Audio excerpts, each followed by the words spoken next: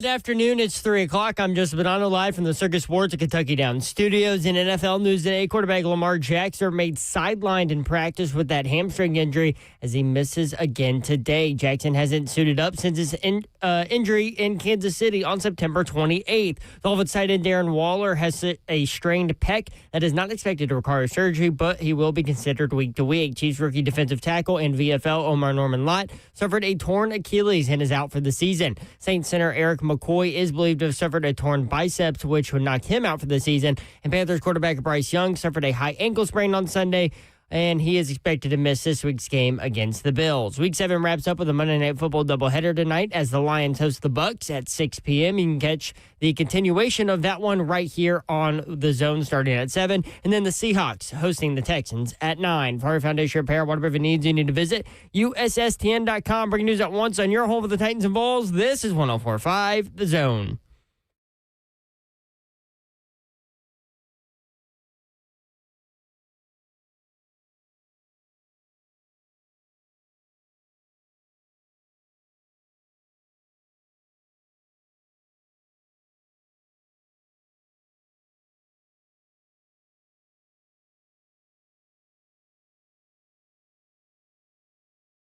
HL 104.5 The Zone. Brent Doherty with you on a beautiful day in the Music City.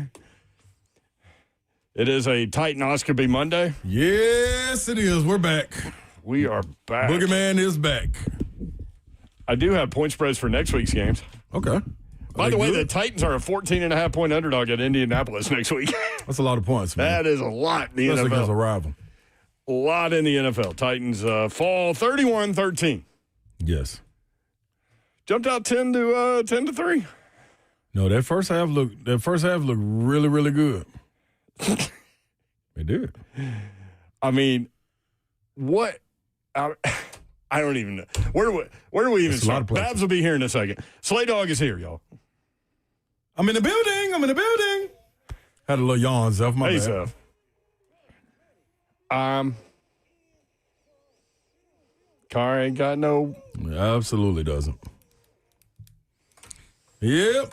Made it back from Tuscaloosa safely. Made it on back, y'all, from the Tuscan of the Lusa. It's funny, we were all chatting on Sunday morning at like 4 in the morning. Yeah. Except for Zev. Zev wasn't awake. But it was me, you, and Babs. Zeph wasn't up yet. Yeah. Was trying to figure it all out. Everybody was doing their thing, so. Well, Babs sent a story about something. Diana Rossini's story. About everybody is on the shelf, or everybody's on the table for the Titans in terms of trade except for 2 players, Cam Ward and Big Joe. Huh. And so Babsy sent that at like 4 in the morning. And so I'm like, Babs?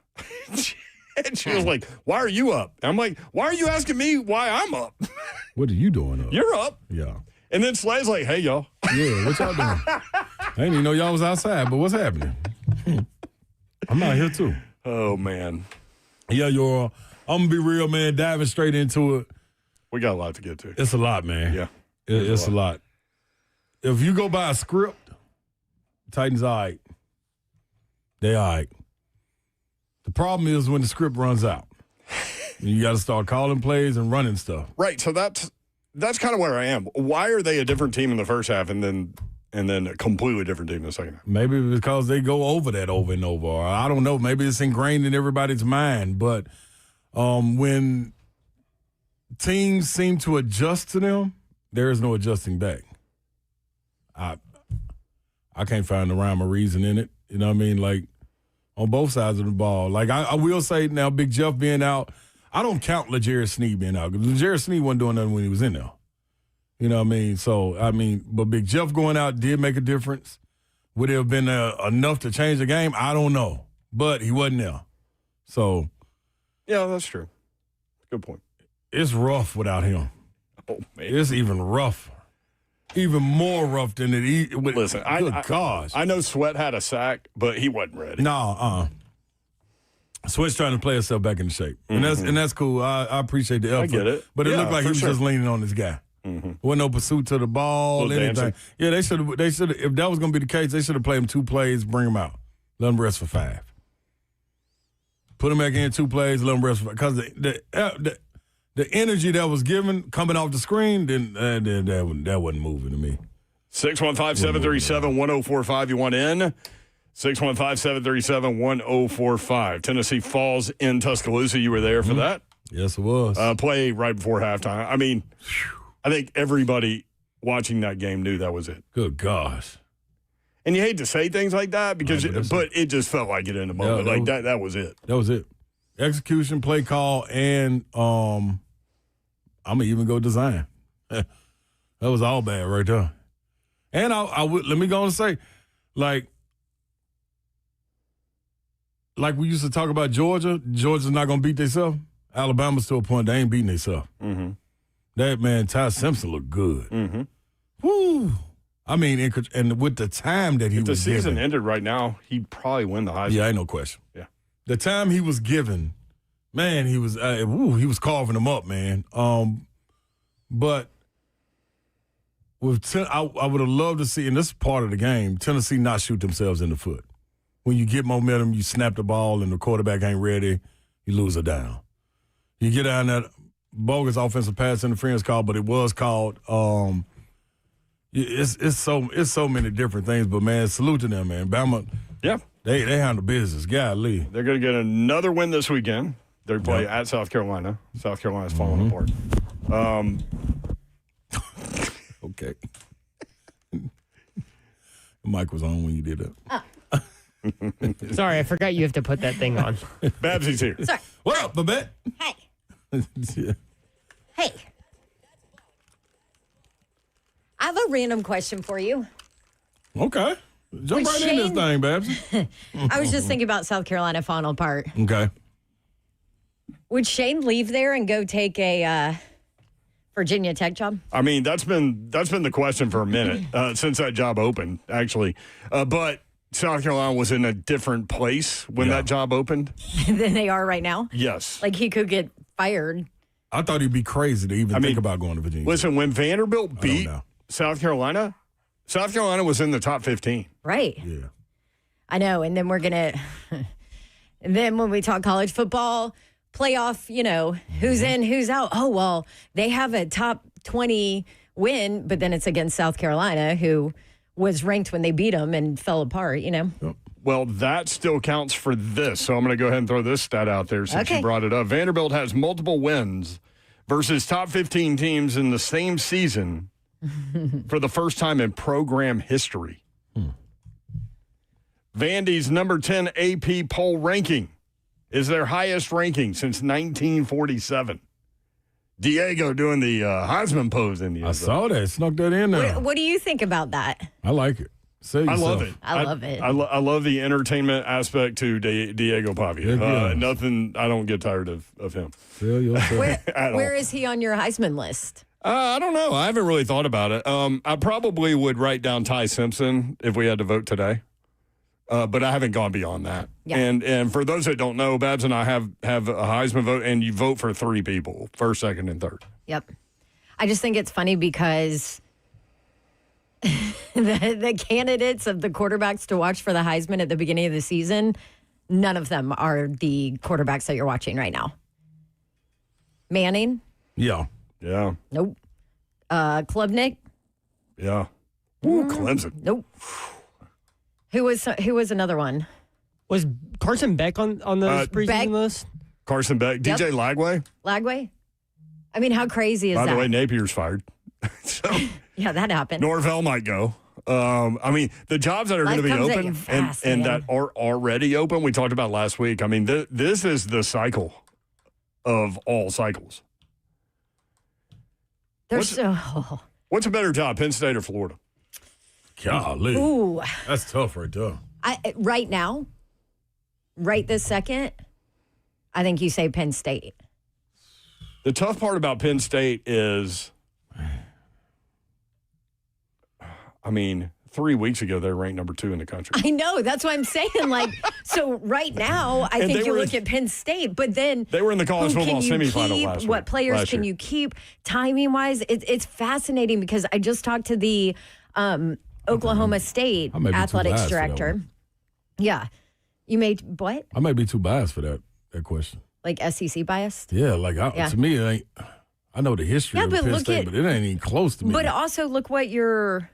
Like, you just fired a coach who was in the college football playoff Absolutely. last year. It's not like you're walking in there and you have a complete rebuild. But anybody that takes one or two of those, either one of those jobs, understands what the expectations. Both want to be of national promises. In Correct. And you better do it, and you better do it quickly. If you're Lane Kiffin, what's the better job, Ole Miss or Florida? Ooh, I think Florida. But see, Slay and I have had this conversation about recruiting in Oxford before million times. And because I'm like, I didn't know that. I hadn't heard that. But both you and Ramon are like, it is valid that it is a conversation. That's another part of my reason. About not going to Oxford. And so I kind of think twice about it now, ever since you guys have told me that. But I think Florida, but would he jump? I don't know. So back to the timing thing, like it's so hard right now. So transfer portal closes this Thursday, right? Yep. So the plus about firing your coach now is you can do your due diligence, cast the wide net, right? You have plenty of time to find your candidates and all that, but at the end of the day, like your coach most likely is going to be a coach that's coaching right now.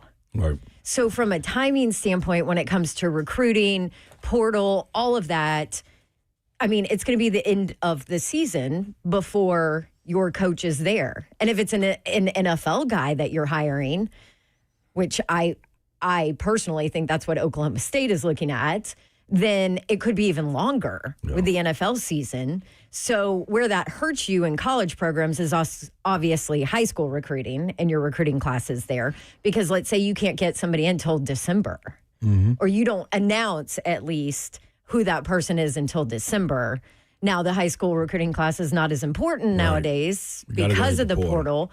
And the portal window now, they've changed it to where it doesn't open until one time. Yeah, it's a one time and it's after seasons, so that helps. Yep. But still, I mean, it's like you better have everything. You better already know who your coach is, and to where it's like into the season announced immediately, so that guy can hit the ground running. And you better throw everything you got to keep your coach, because they, for sure, in this climate today, they taking them recruits with them. Exactly. And probably some of the James Franklin just made a whole lot of coaches richer. Yeah, sure did. I mean, ask Kirk Signetti. Yes, valid. But if you and then I mean, just the timing of it is fascinating to me. And all these college programs are firing coaches now, but you can't like announce or have your coach in place if they're currently coaching. Yeah, it's just crazy. Bryce on YouTube, Vols are ass too. Really? I don't believe that. What I do think is... Do people forget about the 2 decades before Heupel? Yeah. But I don't think he's talking about this team, right? Which I don't think they're ass. I mean, they're the 17th ranked team in the country. I mean, they have their limitations, but they've lost to Georgia by 3 in overtime and at Alabama. I think Bryce is staring the problem is because they're an Indiana fan. That's what that's about. Oh, okay. Well, dude, IU football fan now gets to talk smack. What in the world? Where are we living right now? This I don't know, crazy. I mean, they're the best team in the country to me. I mean, they look pretty darn good. Carson Beck on how many interceptions? 4? Yeah. And, Quattro. And there were, 2 of them were bad. And what happened to that defense that was like the best in the country? He blamed on the receiver though for running the wrong route. Oh my gosh, you can't do that. You can't go in that post game and say, that was cold right there, boy. You can't about do off that. on locker room, boy. Golly. That was such an immature comment from a guy who has been around long enough to be mature and know better. Right, but we've heard that about Carson Beck forever. Yeah. That the locker room doesn't like him. And there's got to be reasons. Under his breath. A lot to get to today. If you want in, 615-737-1045. He knew better.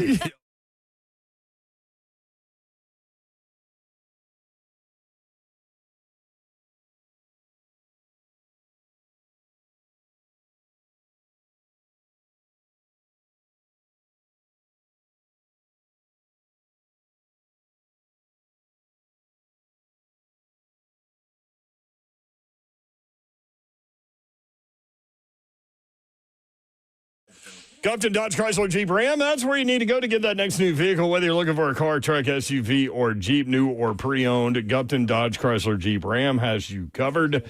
Check them out, 3450 Tom Austin Highway in beautiful Springfield, Tennessee. About 30 minutes from downtown Nashville. Best vehicle buying experience you'll have ever had right there at Gupton. Check them out online, GuptonMotors.com. All of the dealership information is there, address, phone number, inventory, new and pre-owned. Also, the deals they have going on in the month of October. Gupton Dodge Chrysler Jeep Ram. Again, GuptonMotors.com. 24 West toward Clarksville. Exit 35 is about 9 miles outside the city. Best vehicle buying experience you'll have ever had. 3450 Tom Austin Highway in Springfield, Tennessee. That's Gupton Dodge Chrysler Jeep Ram.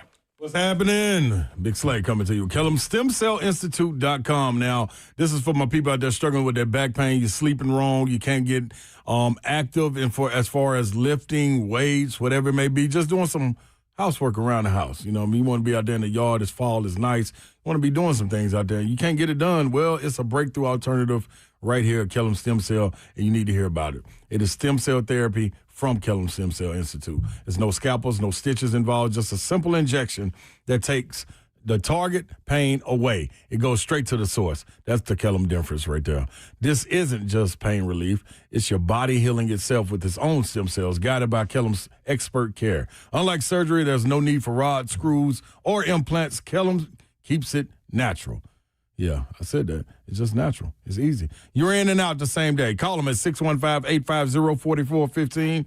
615-850-4415. Schedule your consultation today at KellumStemCellInstitute.com.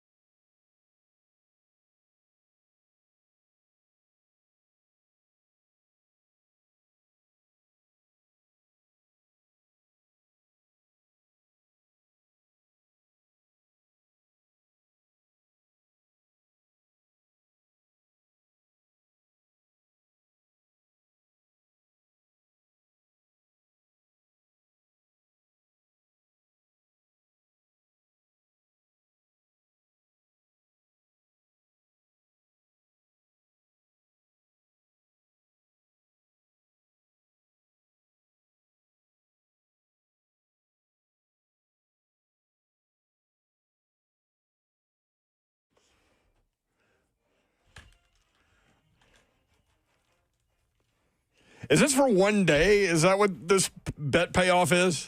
2 hours. 2 hours. Because that's how long their show is. Or is Wait, You weren't- do I He have wanted to to make suffer another. through He wanted to this? make another bet. Yeah, you weren't here. The This other is bet not would have been. okay. You I weren't didn't, here for it. listen, he tried to make it with just me. I said, no, you have to talk to 3HL because they are the ones that have to listen to this and bump back into it.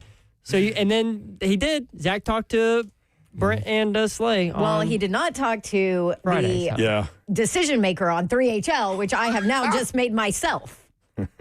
Damn it. So now No, we we ain't get, got to hear the little words. Turn though. it off. Yeah, we ain't got to hear the words. so now we Sorry get to this play. for the next 2 hours. Yeah, but we don't need like 45 seconds of it. Yeah, you Jeff. bumped back. Though. Just for the first time. I'll get it out quick. There were other bets that were thrown around, Babs, that would have affected you greater than this. Really? Yeah. No. See, I've would've got to liked be it, though. Had Tennessee Had won, Tennessee If won. there's a you would win. have liked it. Yeah. Yeah, would have got an hour less of work. We were talking about swapping shows one day, Oh. They do, and we would have 3-6. picked a Friday Definitely. to do 1 to 3.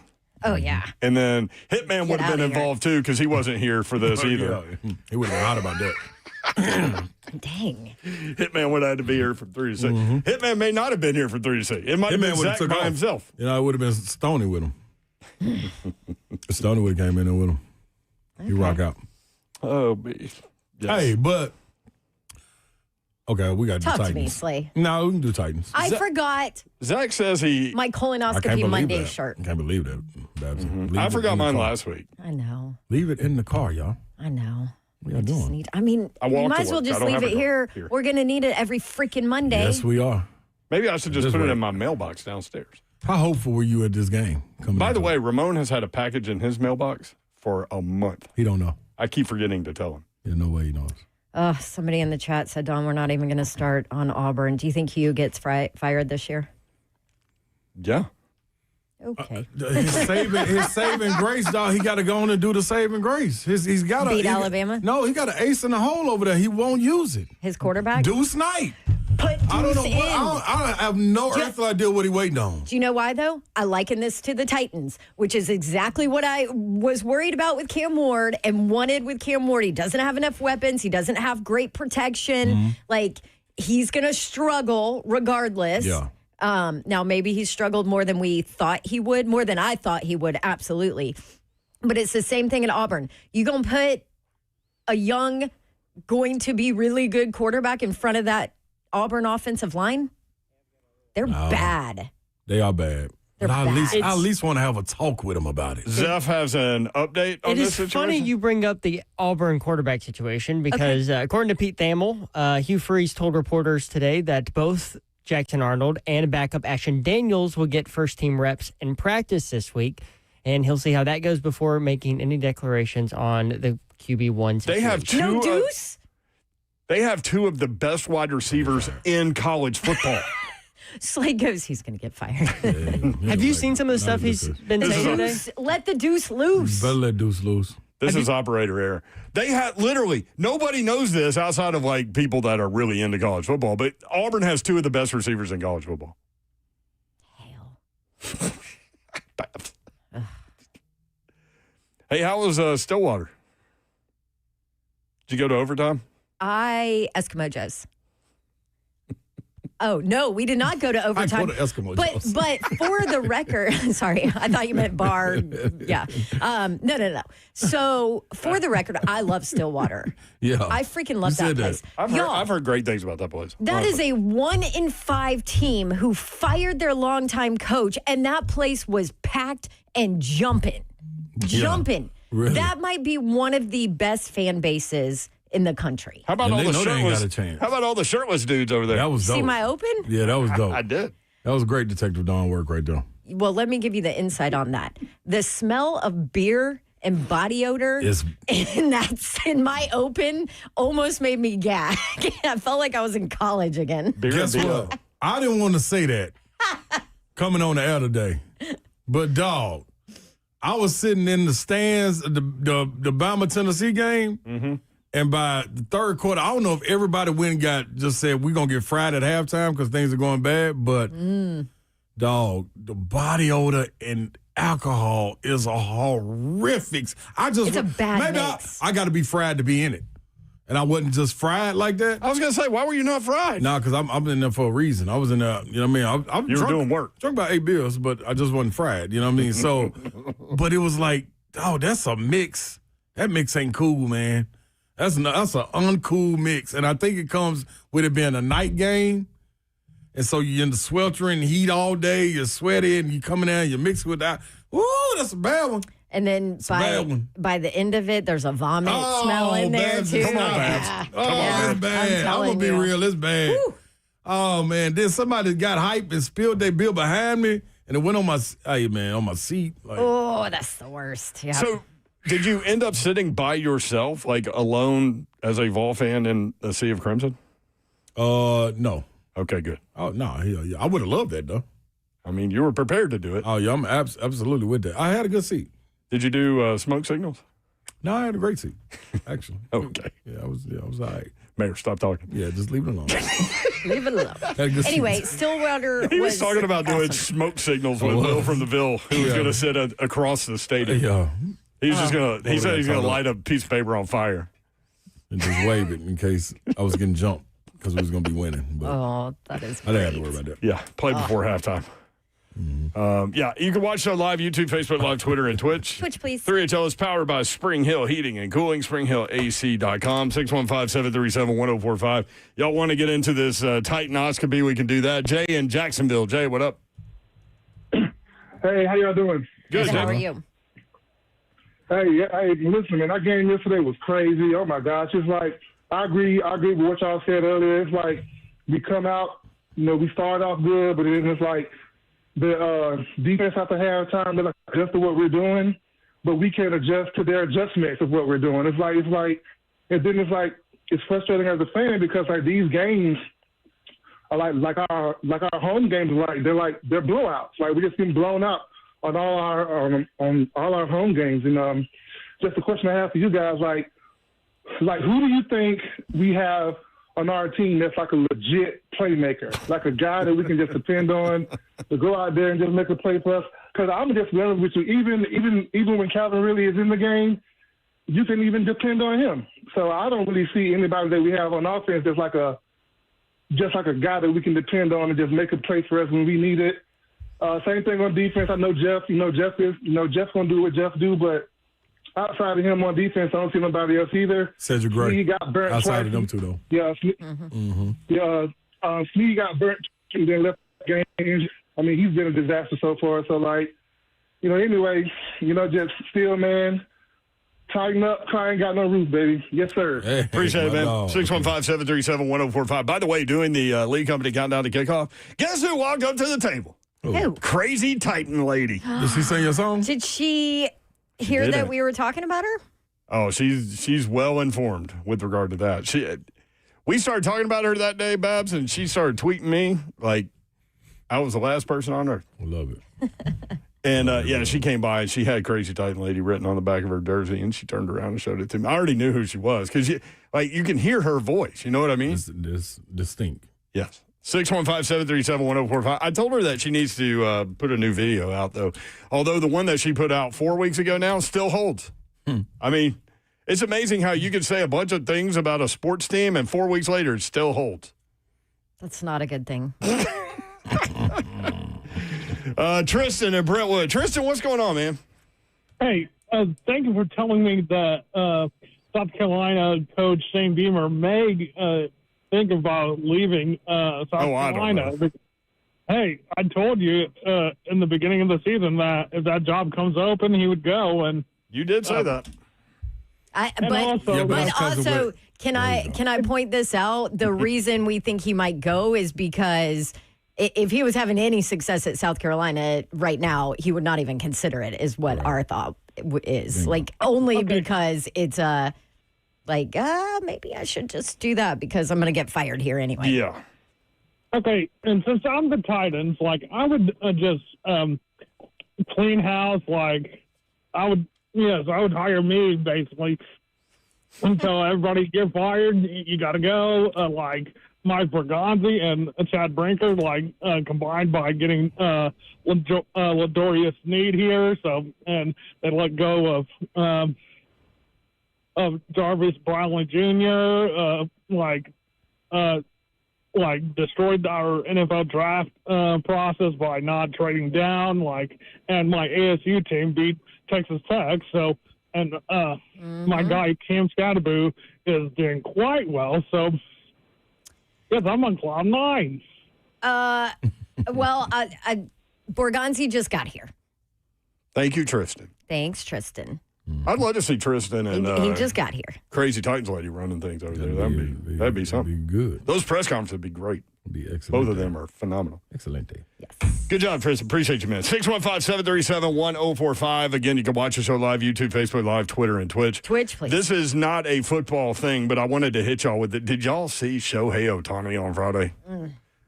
That is the greatest baseball performance of all time. He did this. For those of y'all that missed this, which I know a lot of y'all missed this, we're never going to see anything close to this again in any of our lifetimes unless it's him. He's an alien. Unless it's him again.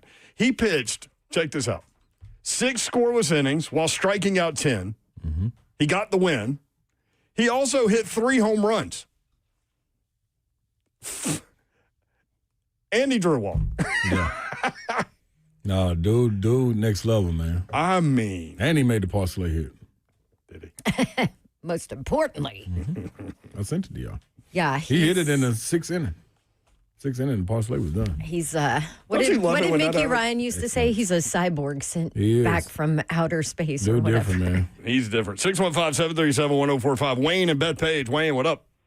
How you doing, guys? What up, Great show. Thank you, sir. Well, you know what? I think I've seen progress on the Titans. I think we can put together a winning team. We need that one element. What's the one element? Well, someone to go with Simmons. Somebody to go with Big Jeff. Mm-hmm. We got to have one offensive line. I don't give a darn if you're ugly and only got 3 teeth. Let's see that one offensive lineman. Get somebody with him, huh? I'm serious. Okay, well, like the Reds, Titans, Dallas beat Washington. Since when is that a fad? I do not like.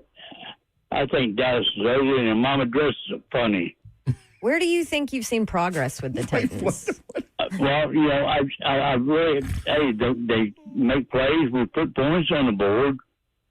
And if we put points on the board once, we can do it again and again. Yeah. Well, we can have. They going into yesterday, they're 31 in the NFL. No, they were 32. 32. No, 31. They were 31 behind in front of the Jets in points per game. Why in the hell did we get rid of A.J. Brown and Derrick Henry? Why in the hell did we do that? Because the cap. Well, did that make us look prettier? Did that make us a winning team? No, it did not. Did we get anybody out of that? No, we didn't. No. And where are we at? 31, 32 on the bottom of the damn rung. Bottom of the rung. I was wrong. It's the Browns. The Browns are averaging 13.7 points per game going into yesterday. I thought the Titans were 32. I don't care what the Browns are averaging. I care what the Titans are averaging. And I'm a founder. I voted on bringing them here out of Houston. I have 8 years for ticket holder, and we can put together a better team than this. And I know we can.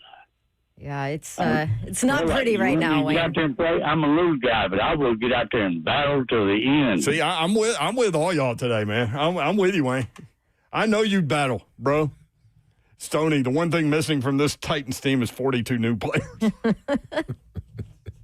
But guess what, though? Yeah, I'm not sure I agree with progress.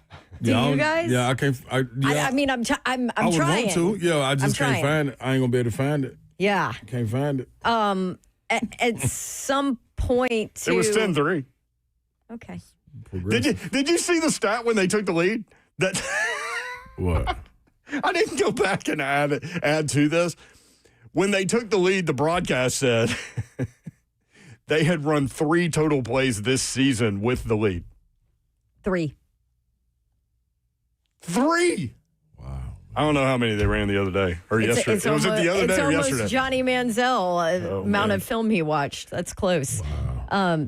We need to get into the conversation as well. You tell me when we want to get into it, Mayor, because all you have to do is go look at my responses on Twitter to know that this is an absolute Shiano show of a conversation. Oh, we have to do this. Cam Ward and how many people are out on him. It is a loud group of people on the internet that is out on Cam Ward through 7 games. It's also there's also some completely inappropriate responses to me as well, but, to be expected, I guess. But anyway, just to set it all up, Buck Rising tweeted yesterday, so are we ready to have a Cam Ward conversation or nah?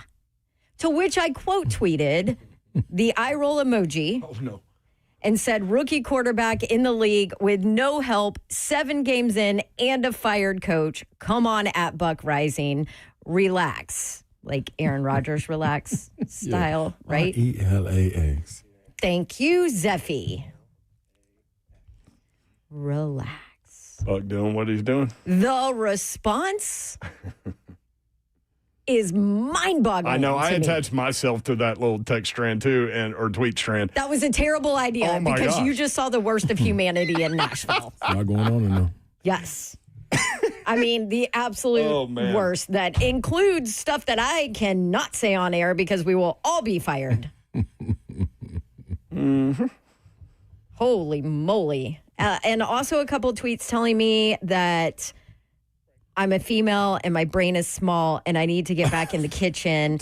And clearly, Your response to that one was golden. if you... I don't know if you put it out publicly, but like to us, it was I'm like, really funny. if you listen to our show, you'll realize how dumb the get back in the kitchen thing is. But, yeah, like you don't even know where the kitchen is. So I don't even know what the hell a kitchen is. I mean, I had an absolute, well, I do know what the kitchen is because that is where my wine is. But I had an absolute meltdown because our microwave broke.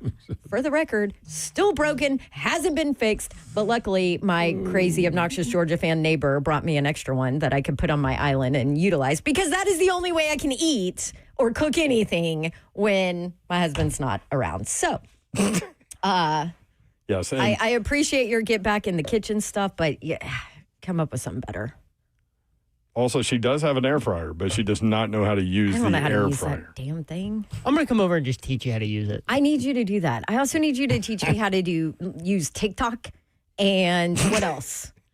I don't know, some other things that Catch a snake. people do. Catch a snake. Yeah. Anyway, so back to Cam Ward. Yeah. Why are we... Are you out on him? No! 615-737-1045. What are we doing?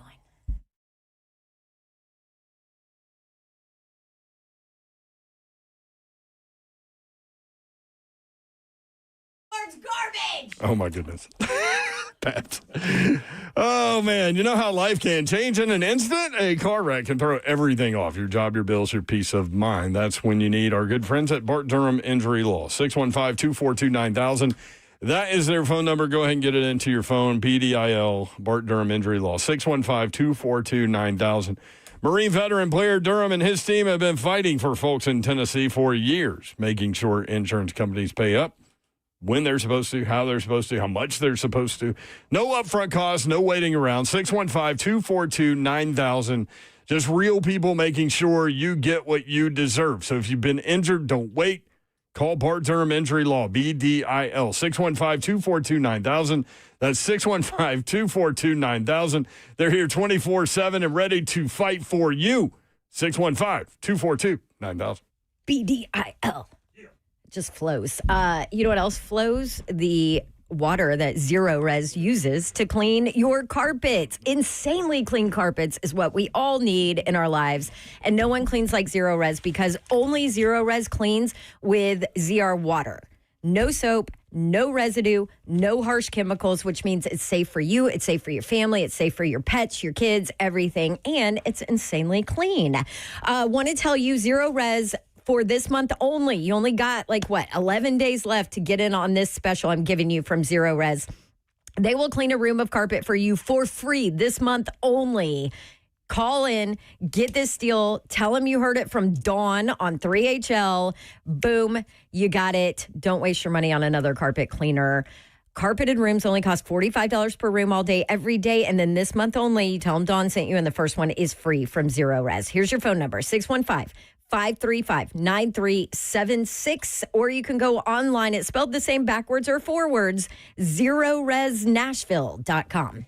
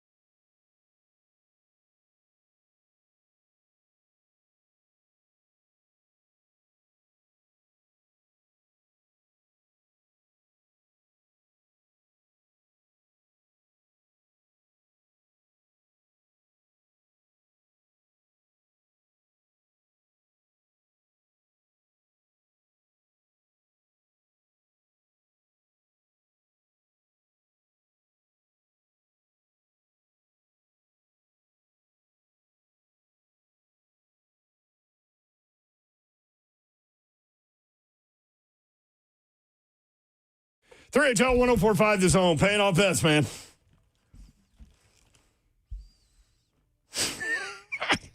Zach said in the chat that he asked us if we needed to check with Dawn. I don't remember him saying that. He did. Oh, he did? Mm-hmm. Okay. Well, nobody checked with me. Yeah, we didn't. I would have said no to this. He probably would have. Crap.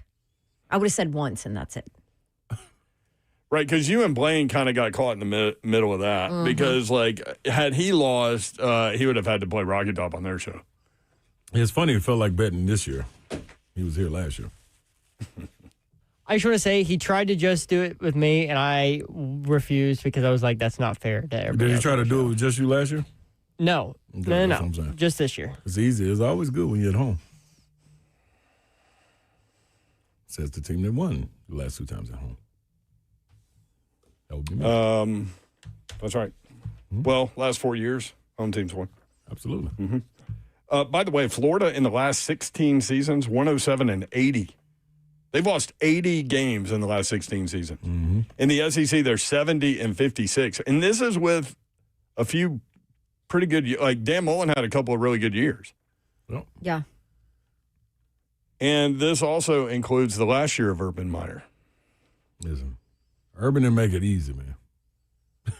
Steve Spurrier didn't make it easy for him. So, I mean, like, that's part of it, especially when you're in the state of Florida. You know who would fit hotbed. really well there? Everybody wants to put Lane Kiffin in Gainesville. Oh,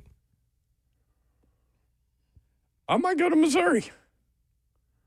Get another guy with a visor who talks a lot of smack. Put Drink down there in Gainesville. I like drinking Missouri, though. But, yeah, he would fit. Oh, my gosh. The entertainment value. Yeah, he talk plenty of trash. Plenty of trash. 615-737-1045 is the number. What about Cam Ward? Yeah, Cam Ward. You guys out on Cam Ward? I'm not.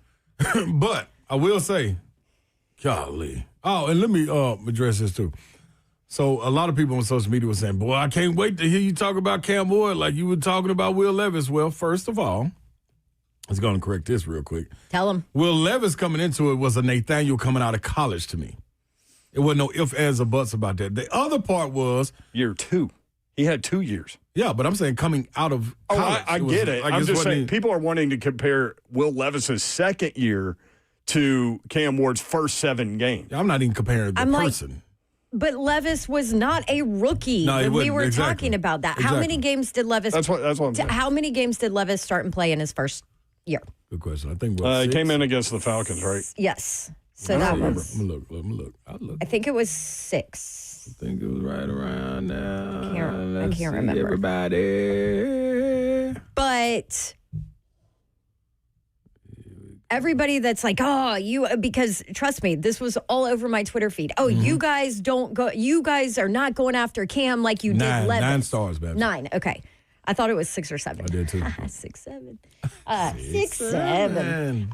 Okay. Bab so loves it. I can't wait to listen to it now. 7. Yeah. Loves it.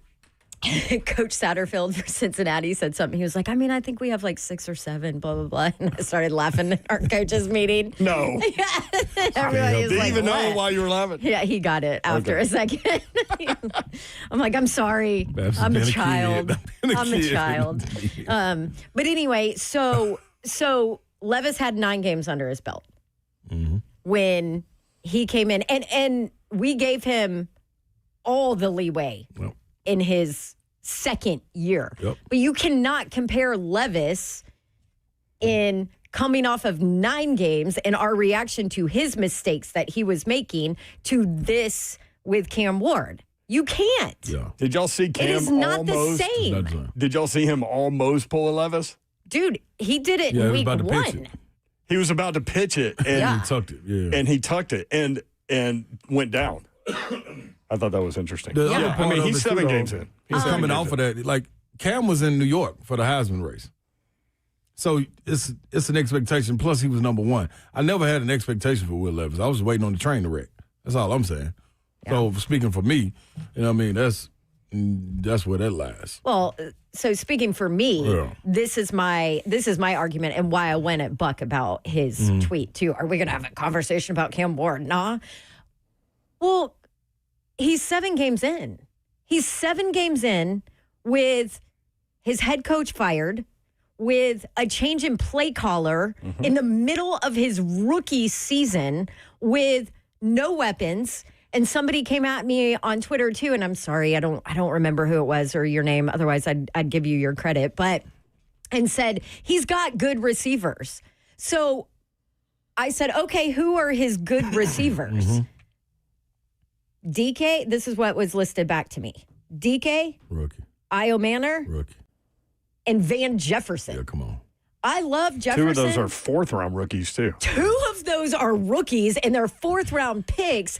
And Van Jefferson, Van Jefferson, listen, I love Van Jefferson, but that is not considered a great receiver in the NFL. Well, here's the thing, though. Like, my question to all of that, and I was not surprised by it because, people love to get going. But, like, why do we have to decide on a guy 7 games in? Like, why do we have to rush to that? Why can't we just... You trash already. And speaking for me, you guys spoke for yourselves, and I will speak for myself. In the offseason, I said, here's the thing that's different about that guy. We know about the leadership having been around him. We know about the maturity level. We know about the foundation of who he is and what he is as a player. What did I also say? He's a rookie quarterback. He's going to have good moments and bad moments. But we know foundationally what he is, so I'm gonna give him plenty of time. 7 games? We're going to decide whether or not a guy's a quarterback or not? That's why you're going to have to bring in a guy with experience that can get Cam Ward to buy into what he's trying to get him to do. Yeah. So another perspective, when you watch Cam play, Cam wants to play like Cam. And he's not able to. You're not able to. Mm-mm. And some of it you're never going to be able to in the NFL. Bingo. And he has to learn that. And the other part is it's not beneficial for you, especially right now, to play like you with this team. You know what I'm saying? Like, maybe you could see these guys prosper a little bit more, DK, Elegayamana, Lockett, Calvin Ridley as well, if you were to take what they were trying to. For Brian Callahan, he was trying to do the dink and dunk. That probably was what they needed to do. In order to play like you and take over a game, these other dudes out here, like, they on that level, man. Across from you, them dudes on that level. Can't play like that. You can't wheel and deal. People saying they want to see them cook, let them go hurry up. Can't play like that in the NFL. Nobody, Mahomes and them don't even play like that in the NFL. Josh Allen and them don't even play like that in the NFL. Lamar Jackson, they go to the huddle, man. It's hard to play like that in the NFL. If you just saying, well, mano a mano, we going to line up and beat you with a team that's constructed as this team is constructed. Maybe you can get away with that with veteran teams every now and then, but it ain't about this. Even the greats, Aaron Rodgers, Brett Favre, Peyton is a little different because he gets a line and does a little him and Tom Brady. But this ain't draw it in the dirt, snap the ball, roll out, and just go play ball. You can't do that, man. And it's at a detriment of everybody else. If you watch everybody else, it's a reason why receivers are being not overthrown, but thrown behind them. You know what I mean? Everybody ain't on the same accord, in my opinion. And I think that's a little bit of that is trying to protect, and I think Cam is a little bit impatient. So he got to learn to. He's got to learn. Yeah. Well, that's why you got to have somebody respect that come in and do it, though. Mentality, too, from a standpoint of just wanting to win so bad, and he's making poor decisions. Right. And you feel the heat. You're number one. Fumbled snap. Like, what are we doing? Yeah. That shouldn't. That can't keep. He's a turnover one machine. Time it could have happened. You can't keep bad. on. And part of that is just, dude, it is bad. Yeah, it is bad. He's playing bad. Yeah. I mean, there's no doubt about that. You can play your way when you get a hang of it. Ain't nobody riding a horse that just ain't never rode a horse before. You get on that horse playing around, you're going to get bucked off. You better respect it. So you be in control of this ship, you got to respect it. And I'm going to make this clear. I am not sitting here and saying Cam Ward is great. I am not doing that. 1,000% not doing it. But I also feel like we have seen some things to where you see the future in him. Small flashes. And I am not ready after 7 games and changes in play caller and all of that with a seriously inconsistent offensive line. I'm not ready to write him off or have the conversation that Cam Ward is trash. Great point, Stoney. You know what I mean? Yep, I totally agree. What did Stoney say? My bad. As I said that out loud, I was trying to say that in my head while I was speaking. Read it. He said, people obsess over Mahomes and Allen making plays out of structure, not realizing those dudes are elite within structure. That's right. To begin with, and just hit a couple of those unscripted plays a game. Bingo. Yep. That's it. And Cam has that flash in him, but you can't. That's not your game. Maybe that's your game. It ain't everybody else's game around you.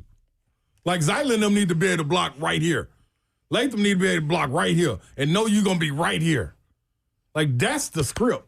Right. How many times in that first half did he go off script? When we keep on saying the first half looked great. Mm-hmm. I wonder why. He was sitting there in the pocket. It wasn't panic. It wasn't rolling out unless it was scripted. Like, you did what we asked you to do, too. So that's part of it as well. I mean, he's limited with what he has to work, with which he has to work. No run game at all. No. Wide receivers that cannot. I mean, and Levis had that at least a little bit. Receiving targets that cannot create space. For a minute. Yeah, I'm not even comparing the two of those. Yeah. Like, but that was, yeah. But even when they do create space, like he's off kilter with the throw. Mm-hmm. So somebody brought up Peyton Manning, which is a popular thing. So through 7 games, Peyton Manning was 1-6 and had 14 interceptions. Yeah, but you also knew, okay. But did people know back then that he was still? Were there enough flashes? No, people. I don't remember. The draft there was a healthy debate who was better, Ryan Leaf and Peyton Manning. So there were a lot of people because the cool thing was to be anti-Peyton, and we're going to jump on Ryan Leaf. And so when Peyton struggled at the beginning of that season, a lot of people were rolling around going, "Oh, that dude ain't it." Yep. And so it was like, if we were to say, like, give the guy a chance, he's got an incredible arm, like, he studies film, like, nobody, like, he's going to be great, people would laugh at you. It was that bad. I got a back end for this, too. All right, more next. 3HL 1045 this home.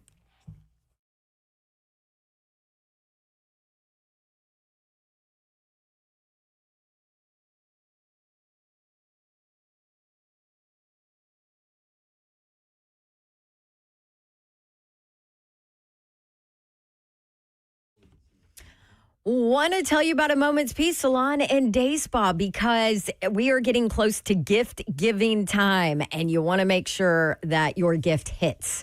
And I promise you, a gift from a Moment's Peace Salon and Day Spa, a gift card, anything like that will always hit no matter what. And especially with holidays coming up. Massages, manicures, pedicures, sunless tanning, waxing, skincare, facials. They have a hair salon. They do makeup.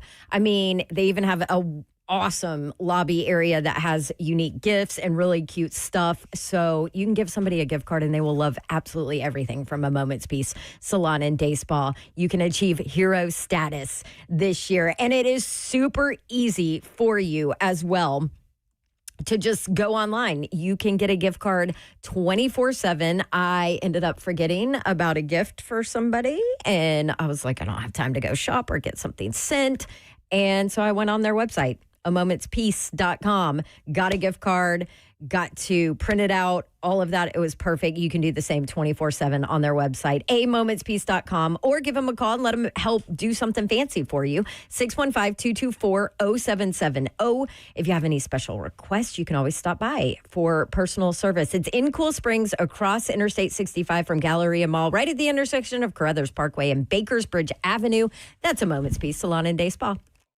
All lines are loaded. We'll go to the phones when we come back. We appreciate you guys chiming in. 3HL powered by Spring Hill Heating and Cooling, springhillac.com. 615-737-1045. When you hear somebody drop off, jump in. I've got an important message from our good friends at Bart Durham Injury Law. Some lawyers chase ambulances. They'll do anything to get your attention, but not Blair Durham and his team. If someone calls you after a wreck, they are breaking the law. That's right. There are lawyers out there breaking the law. 615-242-9000 is the number. Go ahead and get that number into your phone.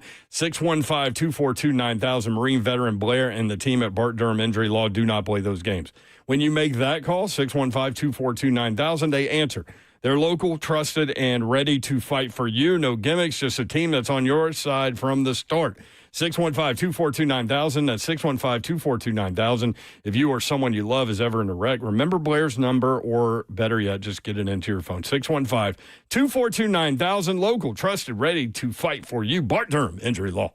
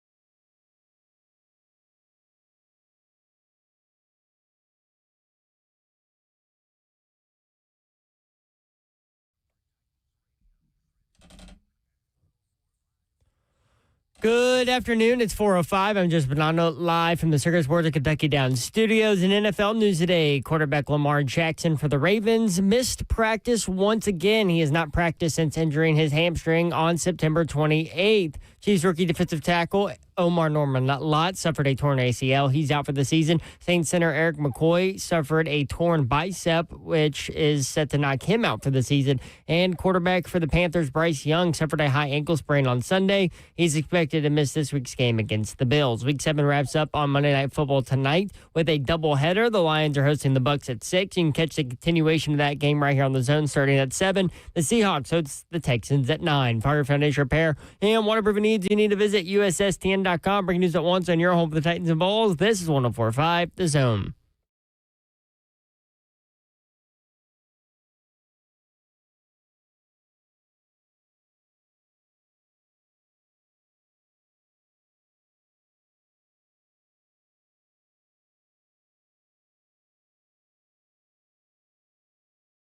Tell 104.5 The Zone. Voice of the Vols, Mike Keith, will join us at 4:20. Thanks to our friends at Two Rivers Ford and Volunteer Traditions. Chris Lowe on 3.com at 5:20. All that coming up, 615-737-1045. Brent Doherty, Don Davenport, Ron Slay. Let's go to the phone. Will on I-65. Will, what up? What's going on, man? Happy Titanophy Monday. There you go. For all that celebrate. Yeah, that's it. Unfortunately, fortunately, right, however you look at it. But, no, I just want to call in. Y'all had mentioned earlier some stuff we were struggling to find some positives. So I had a couple to share, and I'll hang up and let y'all talk about them. One's more of a year-over-year change, but special teams.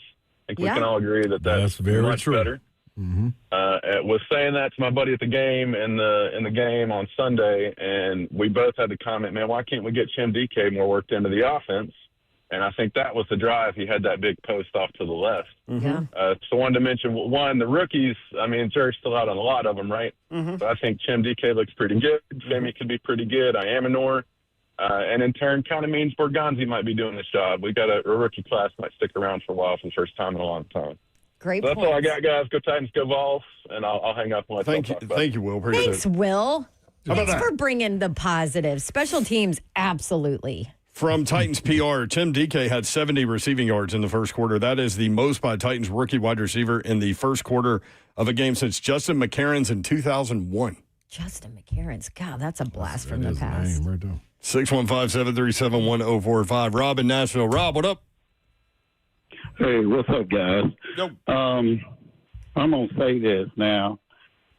I got a whole lot to say, but as far as the quarterback situation, let's talk about something, though. I think the reason why people are so upset with this quarterback situation and comparing with Will Levis, well, Will Levis wasn't drafted as high as this quarterback we got. True. Okay, and if you're a fan, you're looking at, okay, these are professionals. And then you're looking at, okay, he might not just be a good fit for here. Why would you draft a guy with that type of, rank and not have nobody around him? That makes no sense. So he might not be a good fit here. That don't mean he's a bad quarterback. But to me, it's the people who drafted. Those are the ones the fans ought to be mad at. It's not necessarily the quarterback's fault, okay? Because he ain't got nobody to throw to. He looks bad because he don't have nobody in the system. Now, who does that fall on? Whoever drafted. We had people that was, good players here. They let them go. So then what they doing, they keep on recycling, starting over new. Okay, we're going to be better. We're going to be better. But how are we going to get better if nobody on the team is been there a while? You got all rookies on here. Just tell me, somebody tell me, explain that. That don't make sense. Well, let me ask you a question, and I appreciate the call, Rob. Are you done with Cam Ward? Like, do you think that he can develop into a good quarterback given time and given weapons, or I'm gonna tell you what you think he's just not good? I think you know what, and just watching him, and y'all mark my word, put this on tape. He fumbles too much. He probably a good guy, like, Mariota. Probably, he reminds me of Mariota. He's a good guy. He means well. But for this team, he don't have the players around him to be fumbling like that because nobody's going to be able to pick up the pieces for him. Nobody has time to wait on him to develop. That's like you going to a job. Okay, you're supposed to be, like able to do the job on a regular job. Okay, they put you in that job they expect for you to do it. Not develop. They want you to be already knowing how to do it. This guy's a professional. He's getting paid top dollars. Why are everybody keep saying we need to wait for him to develop? No, you picked him because you knew that, yes, he wasn't all the way there, but this guy ought to be developed. Okay? Thank you, Rob. Appreciate it. Enough. Appreciate it, man. Good call. No, you're good. Appreciate you. 615-737-1045. Yeah. Good points. Yep. Not every first-round quarterback is good out the gate, though. And every situation is different. He is not playing well. No, there is no doubt about that. Ain't close to playing well. Turnover machine. Okay, so I'm so glad you brought that up because I had Zeph pull all the rookie. What did you pull? Last 7? I pulled all the first overall quarterbacks since 2016. So Jared Goff till now. Okay. And the rookie records. Yes. Of them. They all had a losing record. Jared Goff was 0-7. Baker Mayfield 6-7. Kyler Murray 5-10-1. Trevor Lawrence 3-14. Caleb Williams 5-12. Joe Burrow 2-7-1. Bryce Young 2-14. What about turnovers from those quarterbacks? Lots of turnovers. Jared Goff had Jared Goff only played in 7 games because he came in the middle of the season. 12 turnovers in 7 games. Baker Mayfield had 21 turnovers in his 13 starts. And, he was a disaster for years. Kyler Murray had 17 turnovers in his rookie season. Trevor Lawrence had 17 interceptions, 9 fumbles, so 26 turnovers for him. Caleb Williams, 16 turnovers. Joe Burrow had 14 turnovers, but he only played in 10 games because he got hurt. Bryce Young had 21 turnovers, 10 interceptions, 11 fumbles. So Burrow had 2 wins in his first 10 games? Went 2-7-1. Okay. Then he got, hurt playing behind that offensive line. I also pulled out sack my numbers. only point, and the reason why I asked that question is, I just don't understand why we have to make a definitive judgment right now on what that dude is. Because I'll tell you why. Because that's all we got. Because the coach has been fired, so who else are you going to go after? We ain't got nothing else. Big Jeff got hurt. Can't blame the guy walking down Division Street right now. It's over, dog. We done pointed the fingers at management. We done scaved by them. That is a great freaking point. That is a great point. It's on them. Who can you go after now? Yeah. So, Jack, it's like the swarm of bees is going to go somewhere. They got to go somewhere. They're not just You got all the honey on them. They're not just going to sit there. Yes. So Jack said a great point. in the chat, what point is Babs making? My point is your quarterbacks that are drafted in the first round and first overall are coming to a very bad team, with a lot of holes. And I think the Titans had even more holes than maybe some of these other teams. And it's going to be hard to be successful. And I think we forget the learning curve going to the NFL. So my point is, look at those stats. Look at those rookie quarter. You would take Joe Burrow right now, right? Absolutely.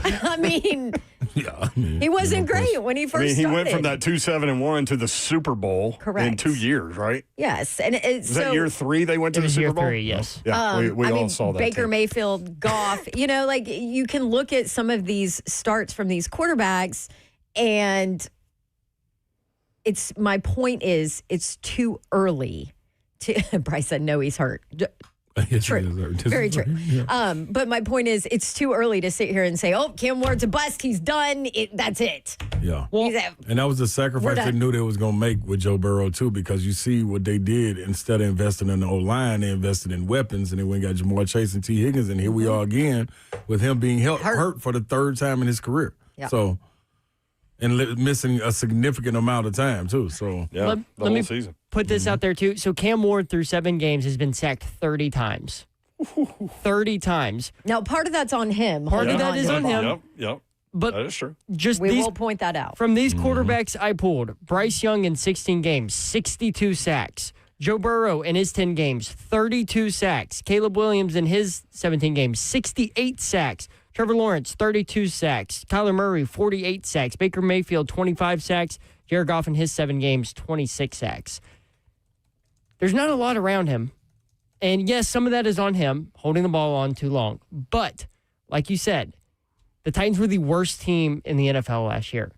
You can't expect it to be fixed or him to come in and play like a seasoned veteran in year one, especially when his head coach got fired. The hope is that he would have been better than he is right now. that is. I thought You would have been you seeing see it. progression. You see it You sometimes. don't get to see the progression. I thought Right. yesterday he showed the most progression he has early on. Now, later in the game, it deteriorated. I mean, so that negates, to me, that negates everything then. That negates the whole first half for me. Like what happened in the second half of the game, we shouldn't even see it. Don't even show, if you're going to show me what you did in the second half, don't even give me what you showed me in the first half. I don't need no sequel. Keep me at the first half. Tell me, hey, man, y'all pack it up and go home, dog. I think we done for today. We can get 20 minutes. I'm cool. I'll take 30 minutes. I'll take 30 minutes. 615-737-1045. What about Josh Allen? Go pull Josh Allen's.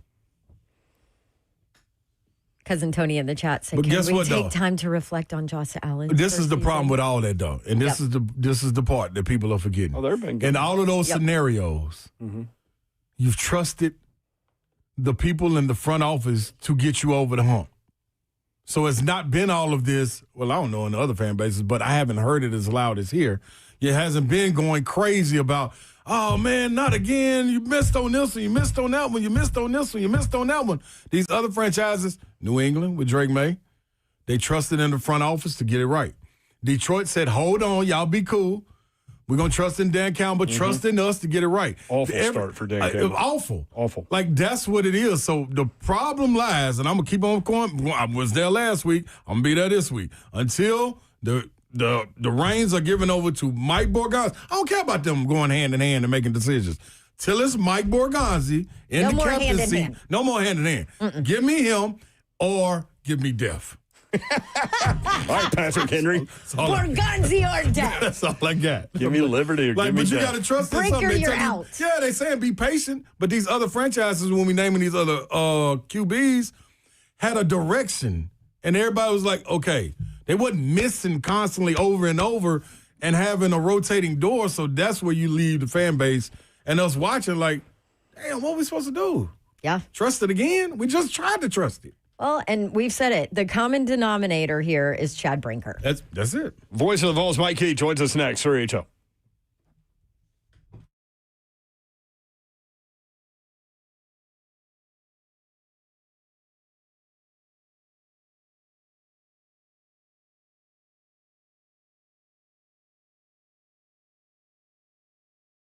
Looking for office space that matches the level of your business? There are 2 new locations giving eSpaces 15. eSpaces.com. You can see which location is near you where you can work short-term, long-term, have meetings, whatever you need to do. eSpaces.com. Discover why more businesses are choosing eSpaces. Explore all 15 locations at eSpaces.com. Redefining co-working with exceptional offices for every business model. Designed for entrepreneurs, teams, established professionals, private offices, team suites, meeting rooms that are fully equipped, 24/7 access, flexible terms, beautiful professional spaces that are move-in ready. Whether you're scaling up or just getting started, eSpaces provides flexibility without compromise. Want to check it out? You can. Tours available now. Reserve your space early. Visit eSpaces.com. That's eSpaces.com. All right, y'all, it's that time. It's time to get right. You want to feel good. You want to have the energy that you know you need at this time to get through your day, whether it be lifting weights, whether it be going through your day. You know, you're just getting up out of the bed, feet hitting the ground. Well, I got it for you. Yes, Synergix and Low T Center, they have combined Yep. I'm out here just fumbling, too. I ain't going to fumble no more, though, y'all. The MVPs of testosterone replacement therapy are here for you. Synergix and Low T Center. When it comes to feeling the way you want to, that's right, getting your energy back and knowing exactly what it is that's throwing it off, all you need is a T-test. That's the testosterone test, and it's free at Low T Center. All you got to do is go in there. It's free test at the center. The on-site labs means you get results in about 20 minutes. And with the new mobile app, it makes it even easier to get in and out and get exactly what you need. Treating women as well. Women can come in and get tested and have their treatments include testosterone injections or even hormone pellets for women. It's simple. All you got to go to trtmvp.com. Get your consultation today. That's trtmvp.com.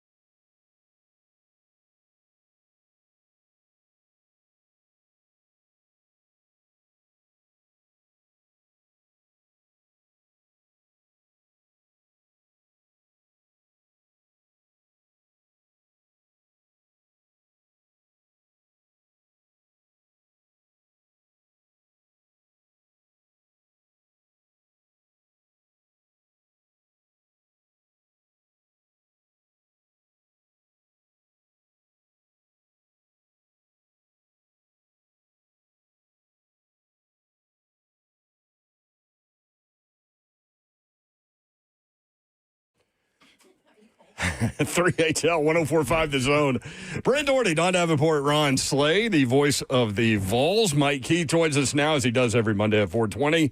Thanks to our friends at Two Rivers Ford and our friends at Volunteer Traditions. Mike, what's up? How are you? How are you? Doing well. From a fall perspective, could have used that game going a little differently, but that's Tennessee, Alabama. Home team has an advantage the last several years, last 5 years. Yeah, it's been that way. And, Tennessee, I guess the point that's just really most disappointing about it is Tennessee just didn't give themselves much of a chance in that game. And that's really what drives you crazy. Overall, you just don't play very well, and you're playing a team that's doing a lot of good things in Alabama right now. And, when you just don't make enough plays, you just don't give yourself a chance. And Tennessee not only didn't make enough plays, they made mistakes. And, you can count on two fingers the mistakes Alabama made. And, that's what's got everybody, I think, right now over at the Neyland Thompson Football Complex so disappointed at this moment in time is you just don't feel like you gave yourself a chance. And it was a game that if you play well. Yeah. Uh-oh. Most definitely will. I love it when you have the conversation without hearing the conversation. Y'all can't hear Mike? No, can you? Yeah, Mike.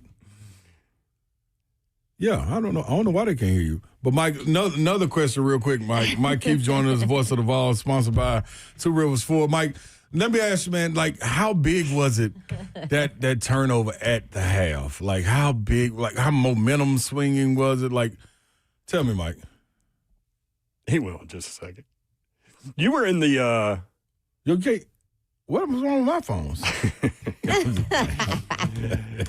You were in the building. I mean, I was, man. Dog, you could feel it. You could feel it, couldn't you? You could feel it. I mean, you're down 16-14 or 16-10 at the worst right there. And then it turns to 23-7. You know what the biggest thing I thought was, though? It gave Alabama the confidence. They were finally able to say, all right, here we go. Now we in this game. Now we can take control. Before then it was back and forth. You could feel the momentum. It was like Tennessee right there. You would play away the whole time, and that right there, knowing that they were going to get the ball coming out the half, even though Tennessee came out, got to stop. But it's just what was built up on them. You know what I mean? That was tough. That was a tough one. It's funny because in sports, and you guys both played collegiate sports and professionally and all those things, and everyone says it never comes down to one play, but man, you could feel it on that one. You could. Mike Keith back with us. Has swings of momentum like that. Mike, we're talking about the interception before halftime, and Slay was there, and you could just feel, more than a shift there. Well, you could make the case that's the ball game in retrospect. But I might have written that in a text strand with my colleagues. Well, but you know what's funny? I don't think it was. It wasn't. Because the Vols came back and got them stopped to start the second half and went down and scored. Yep. And listen, you're down 10 points with 27 minutes to go. So at that point, you're saying, all right, we got a shot here. And what really beat Tennessee, I think, in the end, is not scoring after the interception. I think, or after the fumble. Yes. You've got a chance right there. First of all, you could have picked it up. I don't know if Perlotti scores, but he certainly gets into Alabama territory, probably into field goal range at least. And, when you don't score, you punt it to the one, and then they drive 99 yards. Yeah. There were two 99-yard sequences, the 99-yard interception and the 99-yard drive, and those were the two things that was the ball game. Yep. And Tennessee just didn't have anything like that in the game, and I think probably what's most disappointing from the Tennessee perspective is some of these problems that Tennessee had in this game are continuing issues from the whole year. And you've got to see, and you could talk about, we got to get them cleaned up. We got to get this fixed. It's true. You do. But at a certain point, in the Georgia game and in the Alabama game, you have those moments where you've got a chance to take advantage, particularly after a turnover, and you don't get a touchdown. And that's the difference right now in being, potentially 7-0 or at least 6-1, and instead being 5-2. And you're going to have to get some help if you're going to get in the playoff, if you can win your last 5. And it's a pretty tough road to hoe for Tennessee. Yeah, it is. At Kentucky coming up this weekend, night game there. Oklahoma, New Mexico State at Florida, and then very good, obviously, Vanderbilt football team to end the season. What do you think about the trip to Kentucky? So many great memories with regard to that matchup, Tennessee and Kentucky. To me, the Kentucky game is one that they've had plenty of real chances to beat Tennessee over the years. Mm-hmm. And have not done it a lot, but they have done it a couple times under Stoops, and so they have some confidence. They probably have even more confidence about them after the fact that they played Texas the way they did. I think the best thing that happened to Tennessee over the weekend, however, was that the game with Texas was so close, because I've got to believe that's got the Tennessee players' attention as they try to get over what is obviously a very disappointing result, at least, in the game in Tuscaloosa. Yeah, when watching Kentucky play, it seems like it's a fire that needs to be lit. And I think you spot on with the attention being grabbed by the Vols. Who do you think is the guy you're around? You get to see these guys, Mike. Who do you think coming out of that game is a guy that is kind of taking it upon his shoulder, not to do it by himself, but to kind of get this Tennessee team back on track going into Kentucky? It's funny. Personality-wise, it probably doesn't fit, but I think it's a guy like Deshaun Bishop right now. Mm-hmm. I mean, Deshaun Bishop is really playing good football for Tennessee, and I mean, this, Ron. It's hard to be a vocal guy when you're not producing. Yeah. And Deshaun Bishop's producing. Yep. And he's giving effort even though he's dinged up. His ankle is not perfect, and he's still playing very well. The touchdown run, it was blocked. It was blocked well, but he made 2 outstanding moves. Yes. I think you look to those players at points in time like this. Mm-hmm. You can't stand around and be the yay-rah guy if you're missing tackles or you're dropping the ball. Mm-hmm. The yay-rah people have to be people making things happen. Yeah. And I think a guy like Bishop is probably one of those guys for Tennessee. And then, you've got players like Arion Carter and other guys who are out there doing everything they can every single snap, even though they're not perfect in terms of where they are, 2.5 months into the season. You're banged up. Those guys certainly have a right to speak their piece. But, from everybody's standpoint, it's a little tough. So for Tennessee to hit another level, Mike, we're talking about Deshaun Bishop, but what does that look like? What you kind of hit on, him individually playing better, but as a team, offensively, defensively, special teams, what do they need to do to hit that next level? I mean, I think for Tennessee, Alabama's a model from the standpoint that it's a lot of simple things. Make sure you're lined up properly. Yep. Make sure it's not offensive pass interference because you're covering up another receiver. Don't jump off sides in the offensive line. Catch the ball. Throw the ball in the right place. Mm-hmm. These are things that, as I watched Alabama and prepared for them, I was so impressed. They're not perfect, and they're probably not going to go down as one of the great college teams of all time. I mean, they lost somehow to Florida State. I can't figure out how that happened. Mm-hmm. But what they're doing right now is they're really playing well. They get there, they make the tackle. A pass is catchable, they catch it.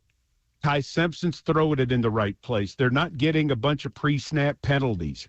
Those things that, especially when you want to play in a tempo and a rhythm, as Tennessee wants to do, those things are a big deal.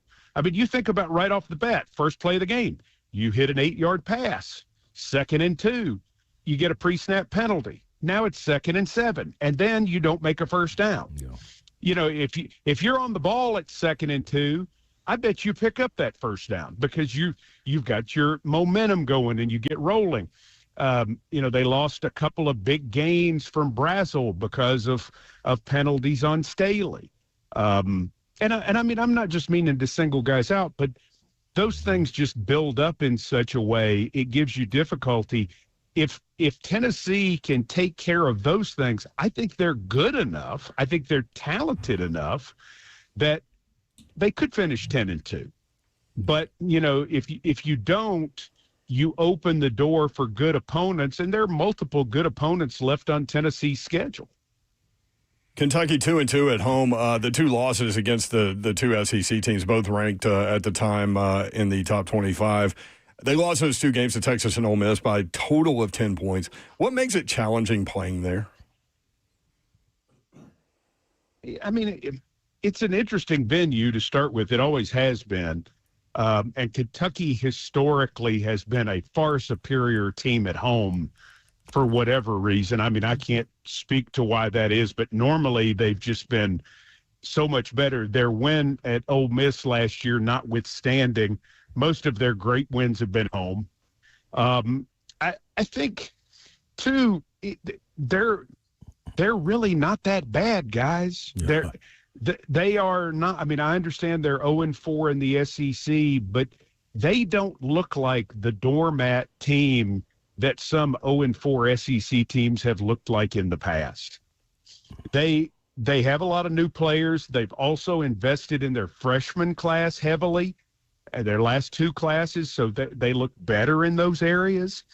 Cutter Boley, I think, has something about him. They brought in some skilled people that can play a little bit. They're always pretty good on defense, especially in the back 7 normally. So if you do what Texas did and you fiddle around with them, they'll beat you. And, you know, they had a great shot to win that game Saturday night. They had a great shot to win that game and just failed to come up with it, you know, from inside the 10 when they had that opportunity. So, I mean, I think they are probably improving. The other thing they've had, too, is they've already had 2 bye weeks. So they're not maybe as beat up as some people and maybe have worked on themselves a little bit more. But, you know, if you're Tennessee, you got to go handle this one. Yeah. And that's been something that has been a challenge for them in the 4 SEC games so far. You know, one they won in overtime, one they had to hang on to win, and then, you know, they've lost up to Alabama and Georgia. But if you're Tennessee and you can do it, if you could start, you know, taking care of your business and come down the stretch, I think you could be a really dangerous team at the end. I really do, because I think you've got some playmakers.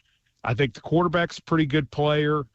I think there are playmakers on defense. I don't know if they're going to be a lights-out defense, but I think they're, you know, the Joshua Josephs and players of that ilk, I think, can make something happen. But they have to stop stopping themselves.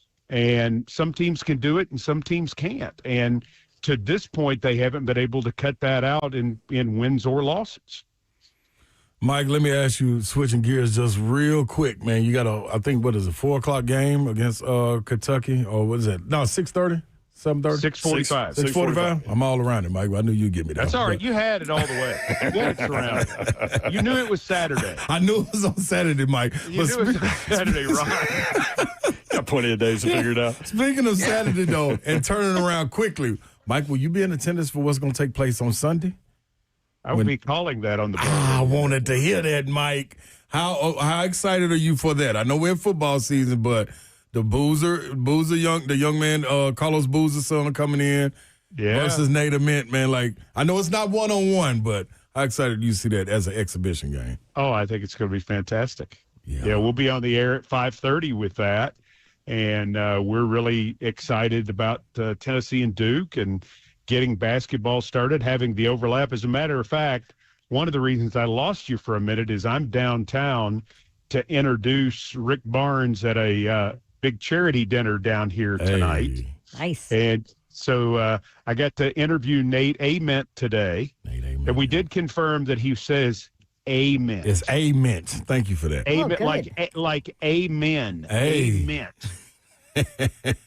I know just you keep that in mind. I know you're going to have some fun with that, Mike, man. That's going to be a good time. It's possible. It's possible. I will say this. Not only is he a nice young man, he's very tall. Long young man. Very tall. Absolutely. Yeah. He's very tall. Hey, while you're rolling around town, can you go find Tony Vitello and like lock him in a room somewhere? Put the cuffs on him, Mike. Put the cuffs on him, Mike. Well, I'm aware of the situation. I'll put it to you this way. But you'll have to ask Ramon Foster and Jason Swain. We were riding from Birmingham to Tuscaloosa when the story hit on the Athletic/New York Times. And I read them the entire article as we drove. It was like, what? Hey. Come on, Tony V. Waiting to hear, just like everybody else. I mean, that's a big story, but I mean, what an honor that this potentially unprecedented situation would come up with them wanting Tennessee's coach. Right. I mean, this doesn't happen. It's never happened. Mm-hmm. And you just think about that. You're like, wow, we've certainly got the right coach. Now we just need to keep him. Yeah, exactly. That's what I'm saying. Lock him in a room. Yeah, we'll give him a trophy as an honor. Yeah. Say, hey, they offered you this job. Now stay. Yeah. Thank you, Mike. Great stuff, man. Appreciate you. It, Bob. Okay, see you guys. Mike Keith, Two Rivers Ford and Volunteer Traditions. By the way, Tony Vitello reportedly at Tennessee practice and a scrimmage today.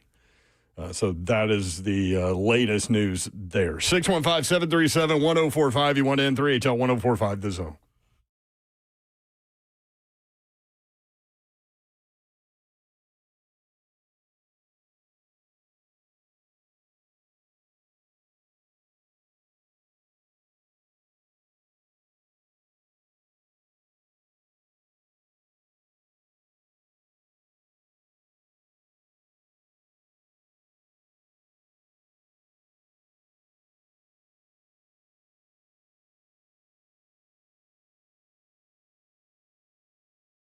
Sometimes it is time to upgrade those things in your home, like windows and doors. And as a customer of Pella Windows and Doors of Nashville, love to recommend them to you.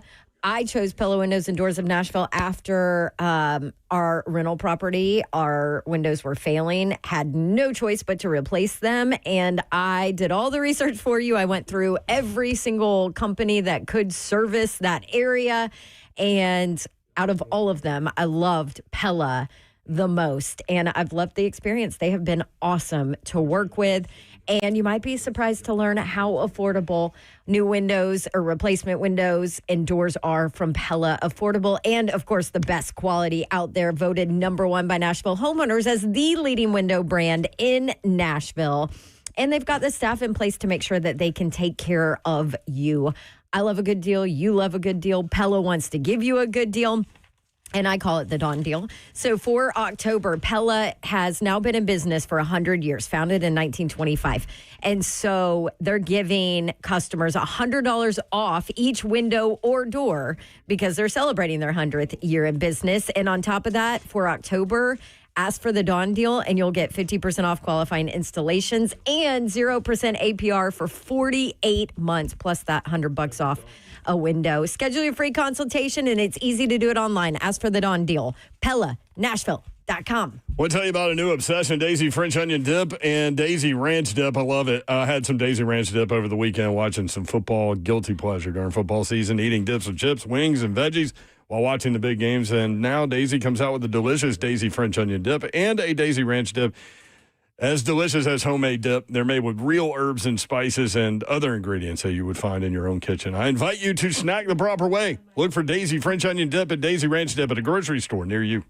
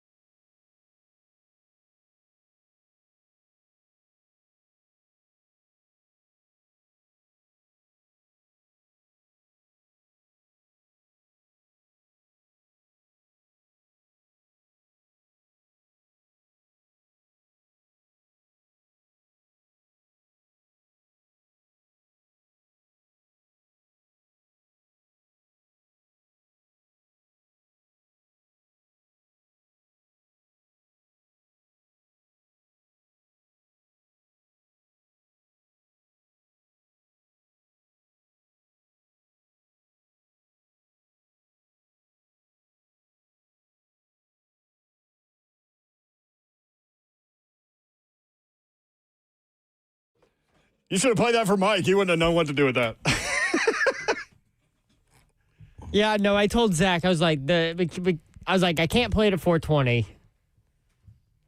We have a predetermined song at that segment. Yeah, Slay Dog and I lost a bet. That's all right. That's The Zach Lions, so we play the Bama fights. That's the last one anyway. So. That's the last one? Or do we owe him one? Nope. No, hell no. We're done. We're done. I'm with you, Babsy. Oh, Thank man. NBA tips off tomorrow. 615-737-1045. Who cares? Oh, wait, I'm sorry. Hey, lady. Sorry. Come on, see? Sorry. Grizzlies open on Wednesday. Thank you, Zephyr. Did you hear anything about the Tennessee-Ohio State closed practice session at all? No, but I'm going to check. I was meant to check on it this morning. I'm going to check on it this evening. They do have that Duke game coming up. That is definitely not closed door. I heard it went well. Ohio State game, though. Pretty good. I love when they do that. But you just find out, oh, by the way, these two really highly rated programs just had a secret scrimmage that nobody knew about. Mm-hmm. We knew it was coming. Yeah. Yeah, but when it just pops out there, it's like, oh, by the way, here's all the stuff we learned from this thing that nobody else knew was happening. Like, Nate looked solid, man. He looked. I saw some pictures. There were people like hanging around watching. I saw that. All you got to do is just be in the building. In the building, huh? That's it. In the building. I think the one tweet I saw said Jacoby Gillespie was very, very good. I've been screaming. I've been screaming it. You have been screaming that. Mm-hmm. ALCS Game 7 tonight. Mariners at Blue Jays. Blue Jays a -135 favorite. 7:10 p.m. on Fox. You gonna mess around with that? Yeah, I already got one. Oh, you do? Mm-hmm. You want to know it? No, save it. Okay. Also, 2 Monday Night Football games. Buccaneers at Lions. That's what I'm about to get one for. Lions a 6.5-point favorite. And Texans at Seahawks. Seattle at 4-2. 3.5-point favorite at home. That one, 9 o'clock on ESPN. It's a big night in Seattle. Yeah, I guess it is. ALCS Game 7 and Monday Night Football game. Oh, it's in Seattle? No, it's in Toronto. I thought it was in Toronto. No, but oh, okay, fans. I got you. Yeah. I was going to say, no, wait a minute. He started to get me on that, too. Would have better look different. Now, that would have been an insane night in Seattle if they were both in the same city. Nah, that would have been crazy. Oh, man. Had you bet on a baseball game not knowing where it was, it would have been amazing. Even though, man, like, it don't matter. Like, Toronto was handling business in Seattle, too, so. Vlad Guerrero Jr. is having one of the better postseasons in recent memory. He's on fire. That is a little foreshadowing to my bet. The Dodgers are winning. I mean, it's what we said before the season started. I mean, we just went through 162 in all these playoff games. I mean, when you've got like $1 billion in payroll, sure. Man, it's a lot of teams that spend a lot of money that don't. No, not like the Dodgers. Dodgers do it different in baseball. Mm-hmm. They're up there with the Mets. They're the new Yankees. Yep. What you're used to the Yankees being. You said they're up there with the Mets. The Mets are they got Steve Cohen, who's a very rich owner, and he likes to spend money. Did they win? No, the Mets suck. I will agree with you on that. I'm just saying, there's a lot of teams out there with talent and money that don't win. They try. The Dallas Cowboys got a plethora of it, and they like to spend it. They don't win. When your pitcher doesn't give up a run and hits 3 homers. I'm just saying, man. Like, yeah, the $700 million pitcher / Their first 2 hitters are Ohtani and Mookie. Still got to put it together. Pretty good. They are pretty. I think I could go coach them to a World Series. I don't know about that, Zach. Come on. You can't. No, you can't. Nobody's listening to you, Zach. How on a scale of 1 to 10, how worried about Tony Vitello leaving for the San Francisco Giants are you? Are you directing this at Zeph? I was going to say only ask Zeph. Only one person. I was at a 10.5 on Saturday when the news broke. It just ruined my Saturday. Mm-hmm. So the 3 of us in here were all up at like 4 a.m. texting each other, and Zeph was the only one. And I'm like, Zeph's over there like worried about Vitello. That's what he's doing. I've gone down to an 8. Because he's been at their scrimmages for the last 3 days in a row. And I don't know. Now we have the report that came out said 72 hours from Saturday. So that is tomorrow afternoon. So we'll see. How many times have you Google searched Vitello just to see I've refreshed my Twitter page a million times. I don't know if you got, I don't Here's know. the thing. I don't know anything about this situation. I really don't. But, like, if he was going to take that job, wouldn't he have already done it? That's what I thought. I just don't think there's an offer. No. I don't think he's been offered it yet. So I don't know if you saw this, but there was a report that came out that Babs, said, what do you think? Do you think he goes? No, please let Zeph keep going. No, I want to inflame Dude, him. Steph was on meltdown. He's going back Meltdown to in it. He's the on his chat. way back Look to at it him. right He's like, now. there was a report This is one of those that, deals, all you got to do is not say anything. Just let him. there was a report that came out that said that was a rumored one of the things that he used to convince Buster Posey that he was the guy. Now, this is hearsay from the insiders, is that he told Buster Posey that he's the guy who could beat the Dodgers, which seems like a very Tony Vitello quote. If he was interviewing for that job. did you see the whatever chat board article that him and Danny White don't get along? I'm not reading I did see that. Yeah, I saw I put that on Twitter. I'm like, what? Come on. Yeah. Danny White built him a new stadium. Come on. I mean, I'm just saying. Not new stadium, Saying. but they Do you want built up his. Do you want his number? Do you want to call him? Who, Tony? Yeah. I think I have it, actually. Call him, Zeph. Don't Please press call him. send, Zeph. No, hell yeah. Hell yeah, Zeph, call him. You're going to be the reason he leaves. I'm not going to Please call. I'm not going to do that. Call him right now live on air. This dude keeps calling me. I trying was to going get to me come back, stay. but this guy named Joseph Bonanno. No, I'm not going to do that. I got that number for an interview we did, and I'm not going to abuse it. Yeah, people. I sent you that tweet, Slade. People are saying that that Vitello was pissed because he lost his NIL money to the Kim Lady Caldwell. Vols. Oh, yeah, like, come on, man. Yep. Sheesh. Boy. Yep. Hey, man. By the way, Kim Caldwell killed it at Media Day the other day. She did. She always kills Yeah, it. Hey, call Vitello live on air. Tony, are you in the orange Lamborghini right now? Don't I hate to bother you. Where are you real quick? The Giants have orange in their color scheme. Do you think he has? Do you think he has the number in his phone? At Zeph? Oh, that'll be hard. Right there. I'd Crazy love to Vols see that. producer. No, I've never. I haven't. I have his number. It's not saved in my phone because I didn't want to save it because it was sent to me for an interview. Okay, well, that's just poor planning here. Yeah. You always save your numbers. See, we've told you about this before. I don't like digging in my phone in the middle of a show. Always save numbers. That's your job That's to your have job. his number. And Oh, I also, know where it's at. It's just not saved in my phone. What, you got a screenshot? Like what? I know where it It's is. in a vault? Why would you not save it in your phone? Because I don't want to accidentally call it or something. Oh.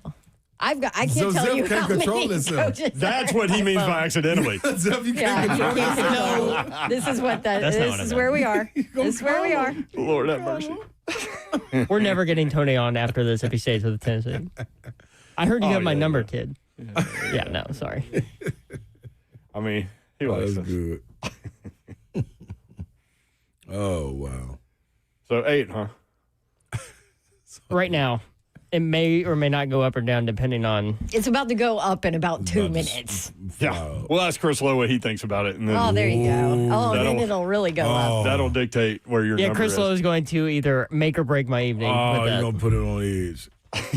That happens often, Chris. I do wish it didn't come out before the Alabama game. How about I know where the number is, but I don't have it saved in my That phone? was- What? Do you have like an old school Rolodex or something? Yeah, tucked away in the drawer. Oh, man. All right, 5 o'clock hour, 3HL, Titans, Vols, college football, Vanderbilt in the top 10, 615-737-1045.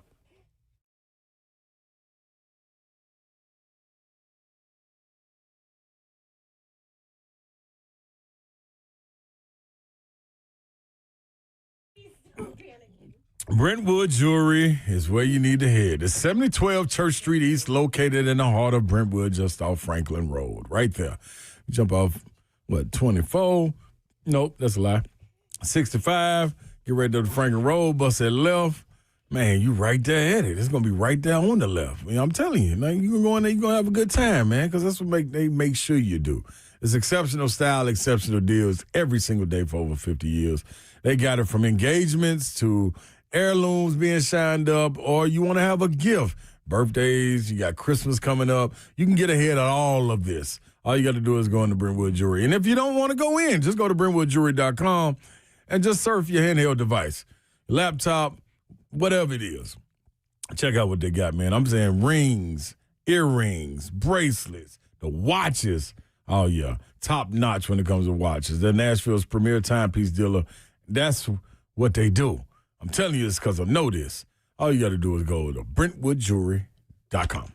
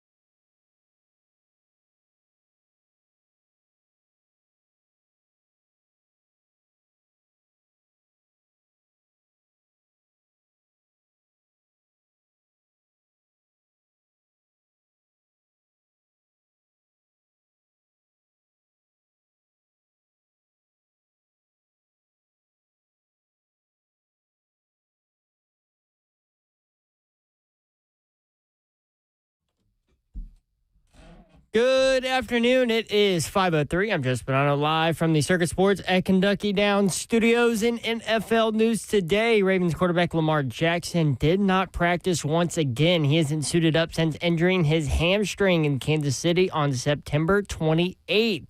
Chiefs rookie defensive tackle and VFL Omar Norman-Lott suffered a torn ACL, and he will be out for the season. Saints center Eric McCoy is believed to have suffered a torn biceps, which would knock him out for the season as well. And Panthers quarterback Bryce Young with a high ankle sprain suffered on Sunday. He is expected to miss this week's game against the Bills. Week 7 of the NFL wraps up with a Monday Night Football doubleheader. Lions host the Buccaneers at 6. You can catch the continuation and progress of that game right here on the Zone starting at 7. And the Seahawks host the Texans at 9. For your foundation repair, whatever needs, you need to visit USSTN.com. Bring news at once on your home for the Titans and Balls. This is 104.5 The Zone.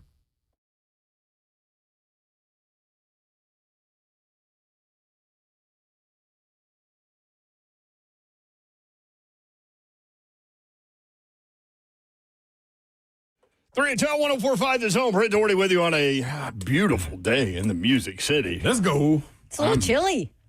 Oh, my goodness. It's fall, Babs. It's not chilly either. Like 70-something degrees. How not done? A little chilly. It's 71 degrees. Is it? Yeah, they keep dome stadiums at 72. Come on, Babs. See, that feels great. Come on, Babs. That's great. That's that's your sideline action right there. That is true. You ought to feel right at home in here today. Where are you going, Cincinnati? Cincinnati. Baylor at Cincinnati. Down on the Who river. I just saw Cincinnati, so that helps. How's with Cincinnati press. Stadium? You're an expert on Cincinnati. I mean, I am since I just saw him. Yeah. It's good. It is. It's fine. Yeah. It's fine. Nothing just like, I mean, I nothing got to to go there. write home about. Now, I am excited to go this year, though, because they just finished their $36 million facilities and all that. So I'm going to meet with the AD on Friday to get the tour and see all of it. So I am excited to see that because, listen, when you're Cincinnati, now in the Big 12, you got to be in the arms race. That's what I'm saying. Like, You got to be in the facilities race, and they've done their due diligence and making sure they're there. So I'm excited to see that. High temperature in Cincinnati on Friday, 60, low of 42. What? What about Saturday? Saturday, cloudy skies, a high temperature of 60, low of 47. I'm about to have to wear a sweater. This is sweater weather. Is it a Break night out game? my boots. 4:00. Yep. I mean, it's going to be cold. It's going to go through the 50s. I like that. Let's go, Mama Babs. needs a coat. Sheesh. Mama needs a coat. What are they doing out here? Sleigh Dog's here. I'm in the building. No, there you are. I'm in the building. I am currently, right now, Babsy, working on Talk to me. NFL parlay. Okay. For I hope both it games does tonight? not include the Titans. Oh, for tonight, you mean? No, yeah, for tonight. Sorry. If it ain't, I should have bet with the Titans, against the Titans. I would have won. I just can't bring myself up there. How about our friend Furman? Furminator, dog. Okay. Full transparency here. We're going to bring this up.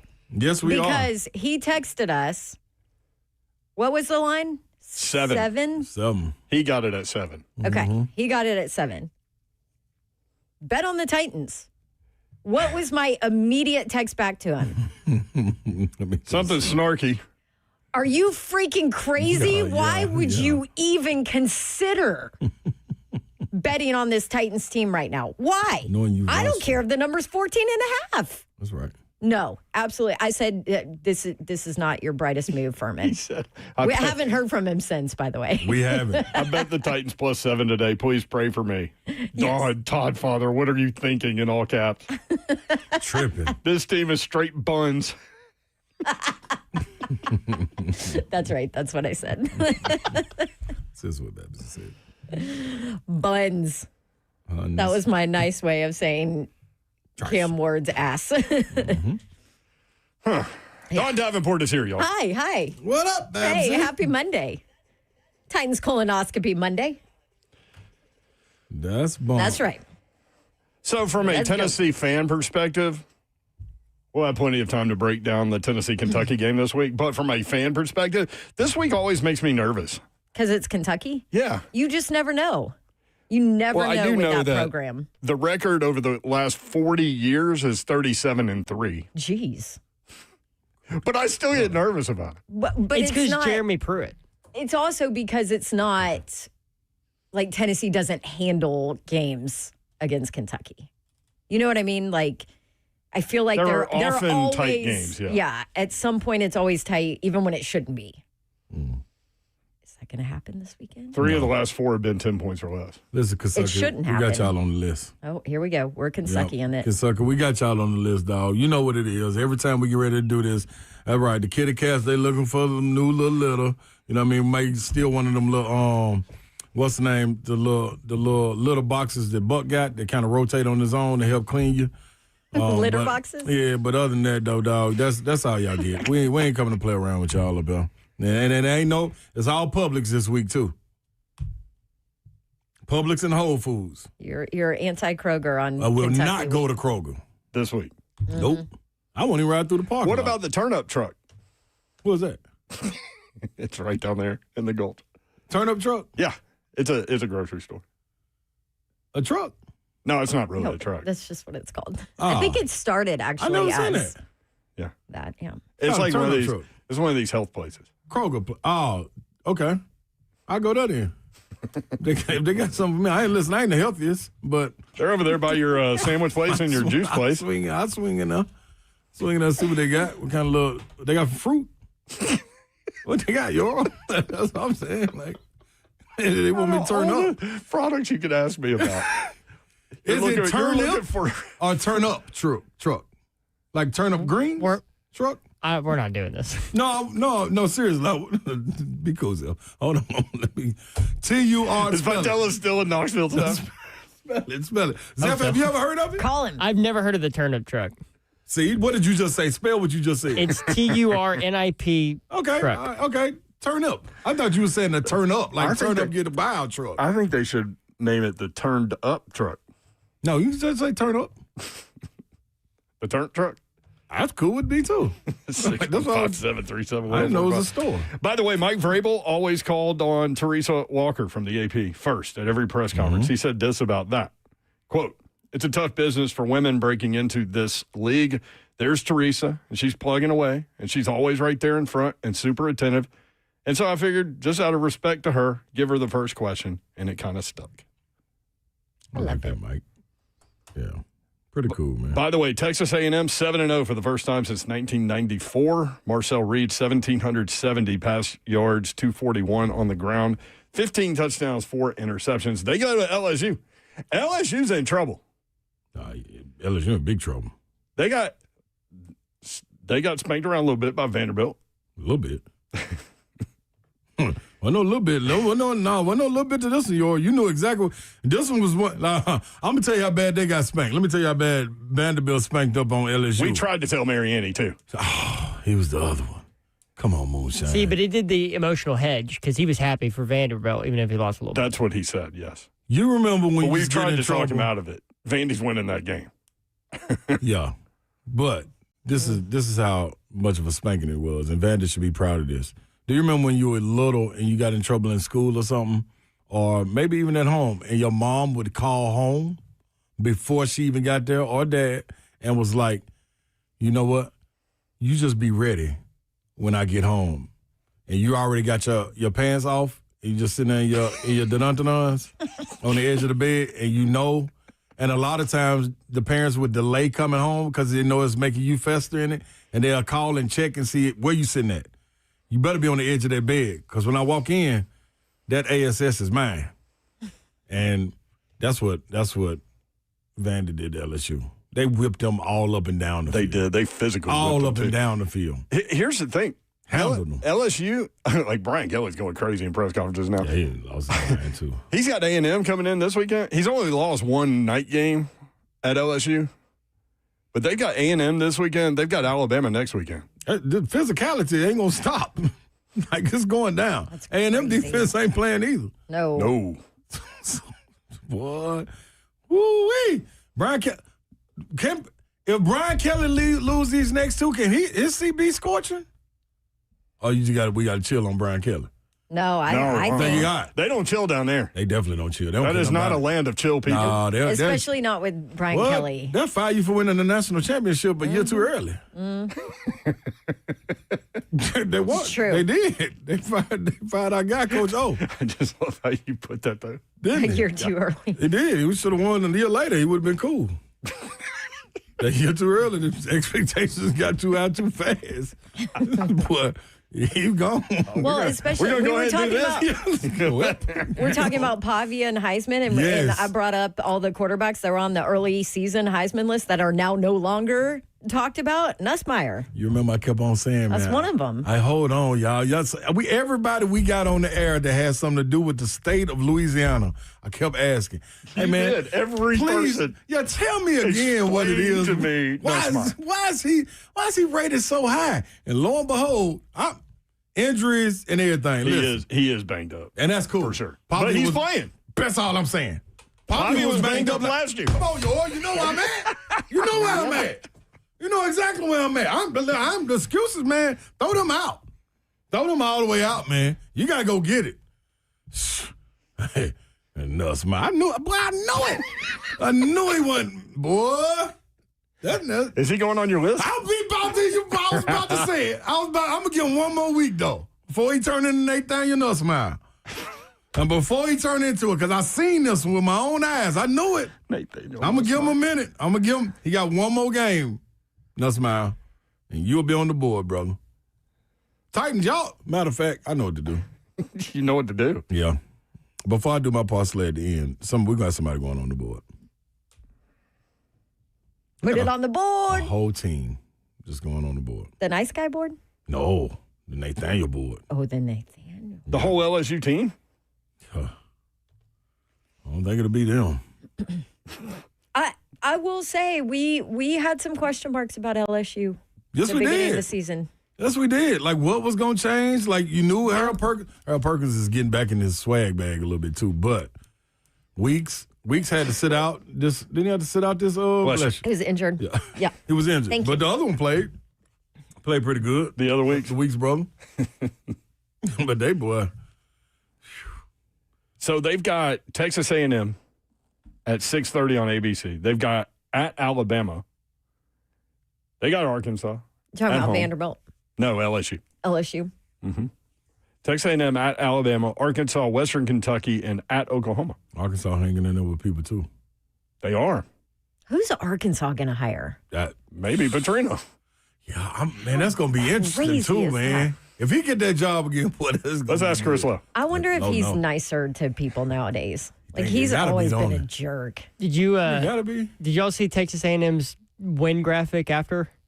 It was a Texas A&M player riding a motorcycle that said "went hog wild." Oh, it was. So that was good. Yeah, that was good. Hey, but these social media teams, boy. Lowe knows. We'll ask Chris Lowe. Lowe knows. Chris Lowe is next from on3.com. We'll be right back. 3HL.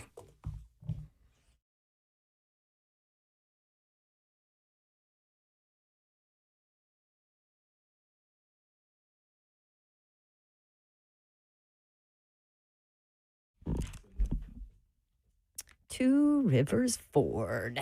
You guys know I always love talking about my peeps there. Honesty means everything, especially when you're buying a vehicle. And that is why we purchase our new Fords from Two Rivers Ford. We have two of them in our family now. And Two Rivers Ford has real deals. What do I mean by that? I mean the best price, clearly marked on the window sticker or on the website. You don't have to fill out some form like, here's my cell phone number. They're not going to text you a million times. You don't have to do anything to get the best deal. And unlike other dealers, Two Rivers Ford never adds accessories or service plans in order for you to get the best deal. At Two Rivers Ford, the best clearly marked price, always available, always accessible, always real. And if you do want those extra service packages or accessories, then you can just request to add them on and purchase them. Honesty, always the best policy at Two Rivers Ford, which is why they are the South's most trusted Ford dealer. Best price, real deal. go visit my friends in Mount Juliet, Two Rivers Ford, online, tworiversford.com. They've got all their inventory listed there too, by the way, or just call their non-commissioned sales team. They're the best. Toll free, 800-900-1000. That's Two Rivers Ford. I want to tell you about a new obsession. Will Bowling's been telling people in the mornings about Daisy French Onion Dip, and I do that in the afternoons. I love Daisy Ranch Dip. Had some over the weekend, as a matter of fact.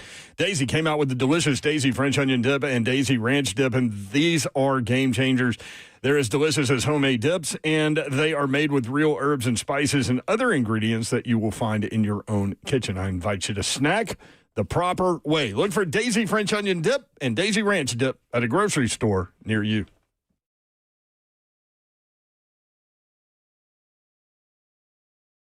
Selling your home can be stressful, but it doesn't have to be.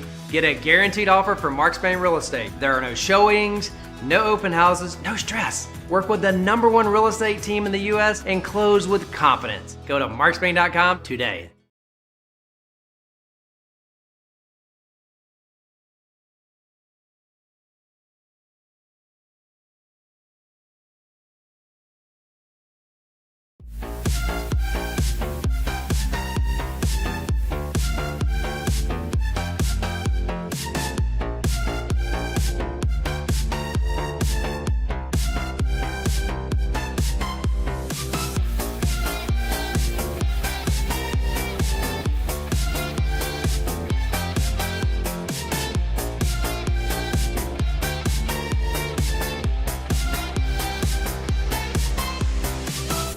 Let's face it, buying a vehicle should be straightforward and stress-free, and that's exactly how Two Rivers Ford has been doing business for decades. This locally owned dealership has a non-commissioned sales team whose only focus is to find you the right vehicle at the right price without the pressure. So you'll actually have a fun car buying experience. Great prices, easy financing, and a non-commissioned sales team. Two Rivers Ford, the South's most trusted Ford dealer.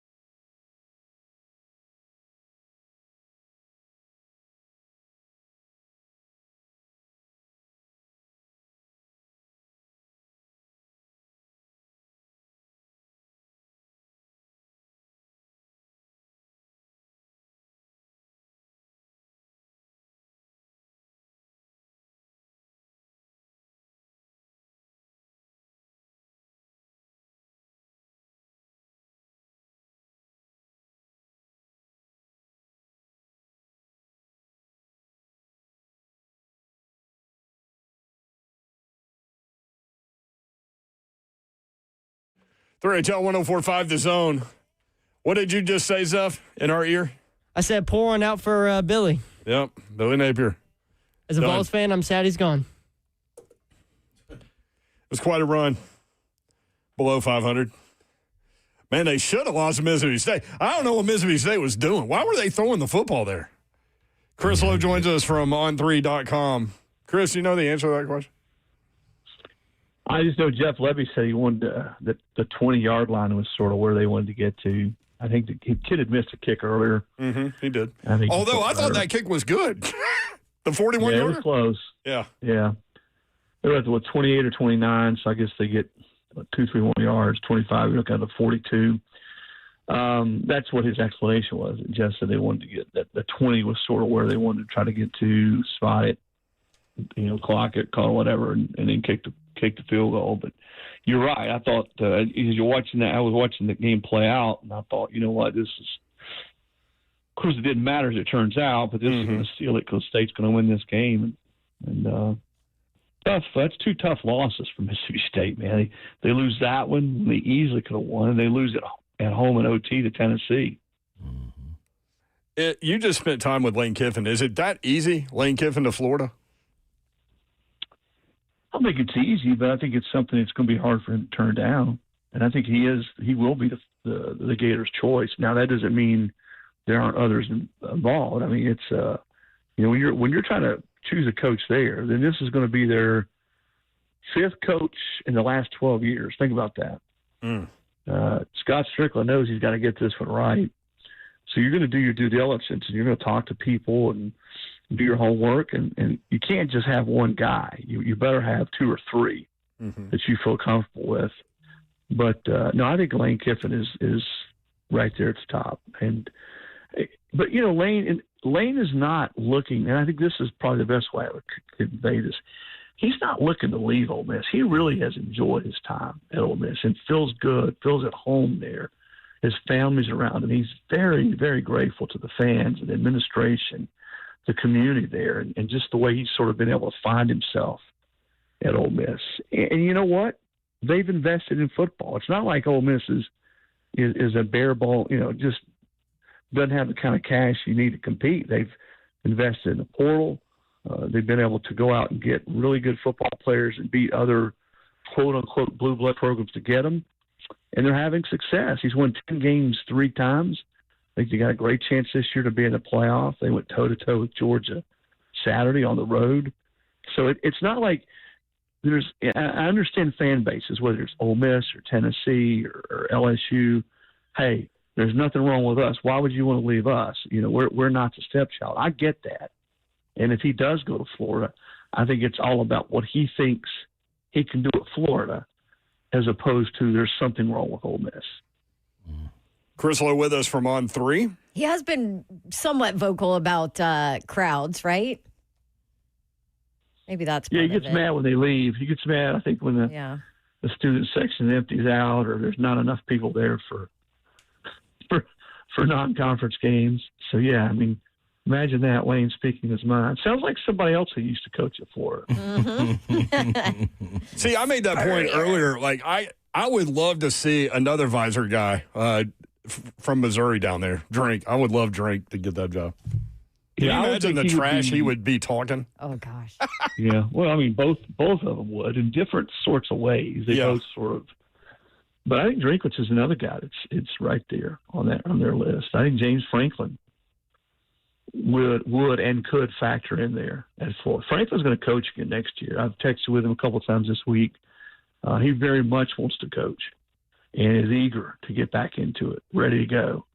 And, if anything, James has had chances to leave Penn State the last few years. Probably, I guess it's not a well-kept secret. That Danny White talked extensively with James Franklin. That was, I will say the guy, because I'm not there in the middle of the coach search, but certainly he was right there at the top of Danny White's list when they were conducting that search that eventually produced Josh Heupel. And it didn't work out. I think that at that point, Tennessee wasn't wanting to pay maybe what it would have taken to pry him away. Excuse me, quit coughing here. Pry him away from Penn State. And that wasn't the only opportunity James had, but he was loyal to Penn State, liked what they were doing there, and I think sometimes coaches like James who stay at a place a long period of time, sometimes look back on it and think to themselves, you know what, maybe I was too loyal. Well, that was surprising to me. I didn't know that he was top of the list there for that Tennessee job. I mean, people had said it, but I didn't know that. Interesting. Mm-hmm. So where does James end up? Sorry, go ahead. Well, I mean, when I say he was right there, he was right there. He's not, again, Danny White is a pretty savvy dude. He ain't going to be just focusing on one guy, but certainly James was right there among the top guys, and they certainly had extensive conversations. I don't know where he ends up. I think Virginia Tech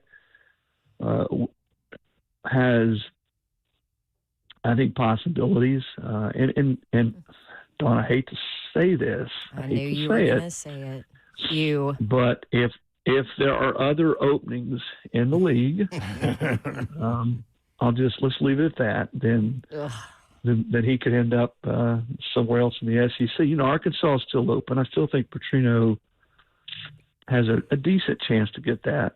Certainly his teams are playing better. His team is playing better, and they still can't stop anybody on defense. But they're playing tough and playing close games. And then the domino effect. Let's say Lane does go to Florida. Well, then Ole Miss is a pretty darn good job. I mean, he's certainly left it better than he's found it. So there would be another one.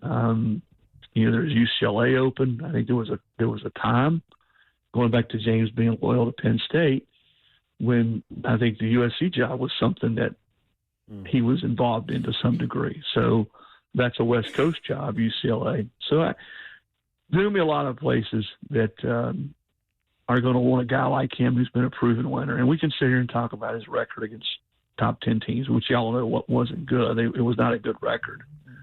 But he's still been a proven winner. I mean, come on, he won 9 games in back-to-back years at Vandy. Yeah. And speaking of Vandy, top 10, you guys, we all predicted that, right? We all predicted back in August that on October 20th, in the top 10 would be Indiana, Georgia Tech, and Vanderbilt, right? You had that, Dawn. Yeah. Absolutely. Go back a couple of years, though, and prognosticate that thing out. Where Indiana was, where Vanderbilt was. Hey, Oof. 2 years, they'll be in the top 10. No way.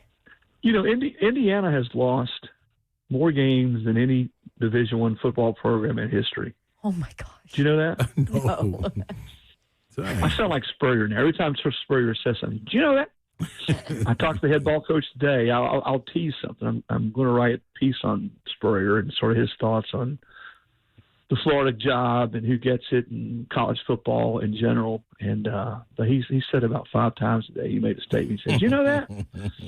But love him. Yeah, Indiana's lost more games than anybody. And here they are, which again speaks to Kirk Cignetti and getting paid, Ron Slay, getting straight cash too, 11.6 mil. And it's a different day though. And some people, I don't think the Alabamas and the Ohio States and Tennessees and the Texases of the world necessarily like it. But the door has sort of been propped open for the Vanderbilts and the Indianas and the Georgia Techs. Texas Tech, I know, lost, but they were in the top 10. It's to be able to go out and recruit through the portal, and if you've got a fan base or donors or collectors are willing to pony up, you go buy a quarterback, you buy offensive line, you bring in a staff, and I think that's the key. Everybody talks about Vanderbilt spending money. Their entire offensive line are transfers, 3 this year, first-year transfers. Certainly Pavia was a transfer. And then they mixed in really good high school kids. But you know what's not talked enough about Vanderbilt is their staff. Mm-hmm. And what Clark Lee has done with that staff and the people he's brought in and the experience. And not just Jerry Kill, but Tim Beck and Chris Klonakis. I mean, they are you go down the list and talk to other people who coached against these guys over the last couple of decades, and they will tell you that he's got as good a staff as anybody in the league. And that's the piece I think people, all of us, me included, probably haven't talked enough about when you look at what Vanderbilt has been able to do in the last year or two under Clark Lee. Is Clark Lee on any of these vacancies lists? I would watch Clark at Penn State. He makes a lot of sense there. And again, Vandy, just like Ole Miss, they're not going to sit in their hands and just let these guys walk. I mean, Indiana sure didn't.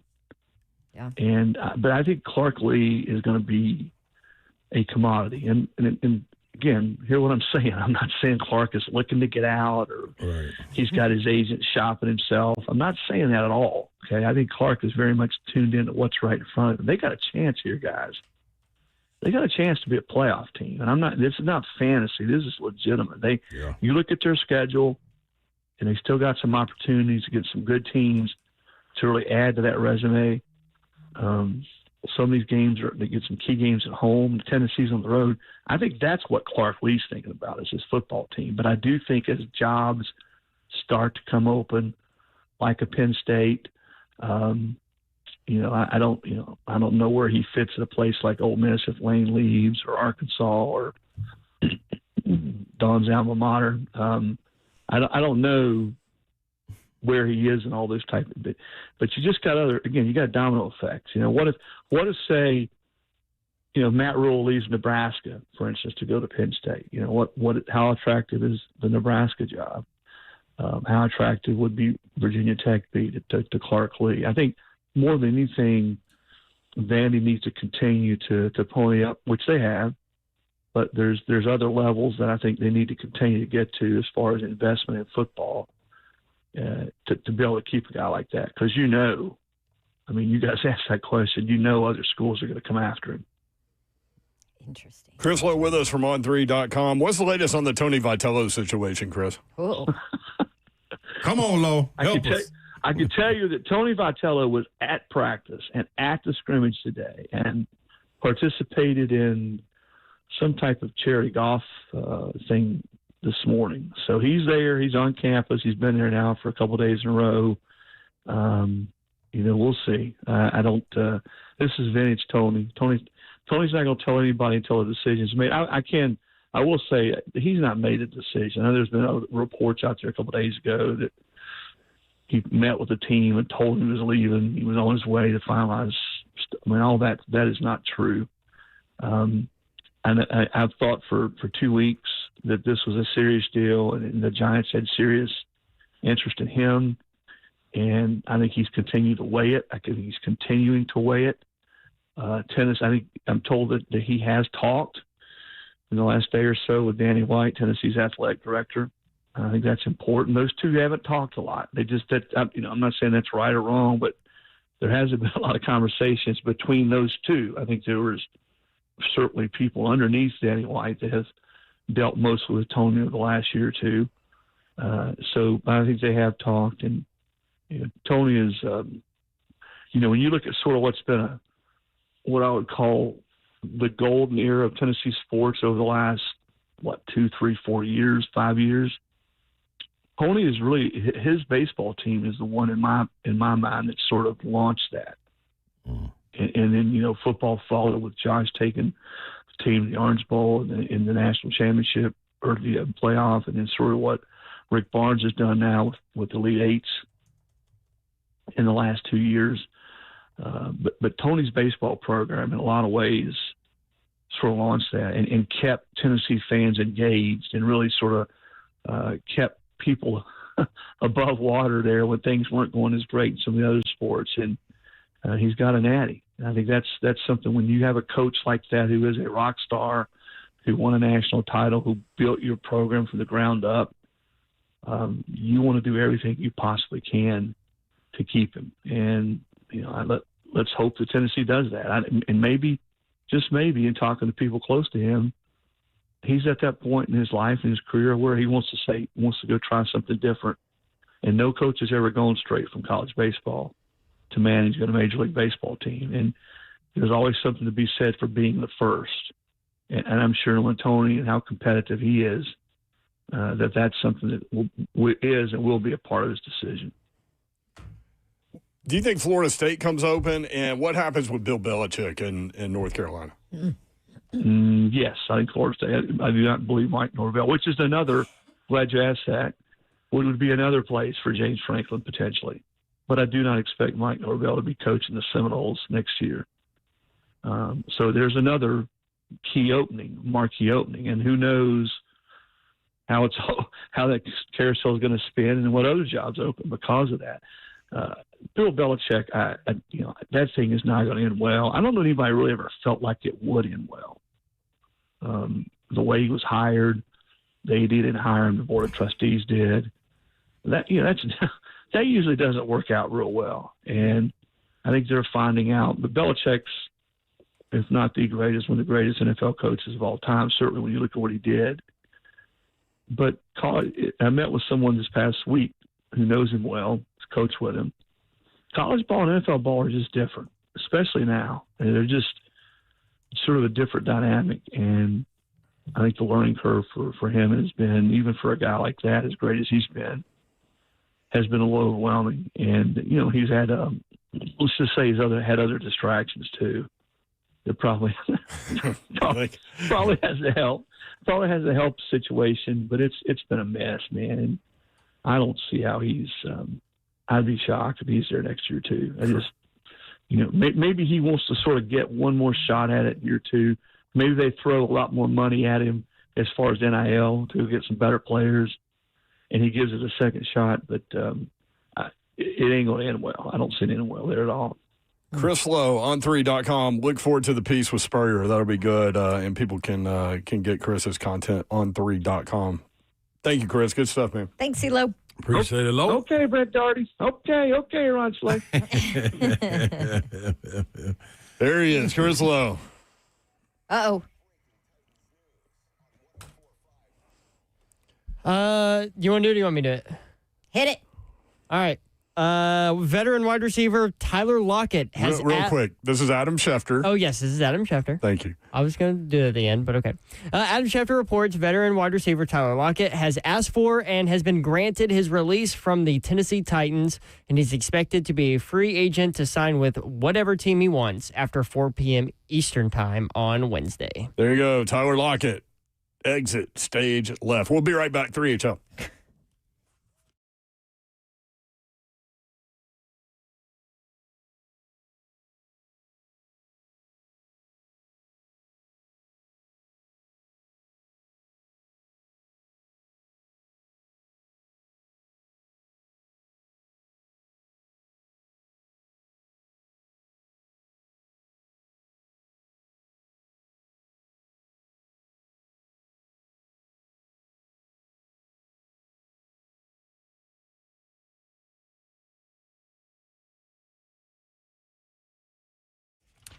All right.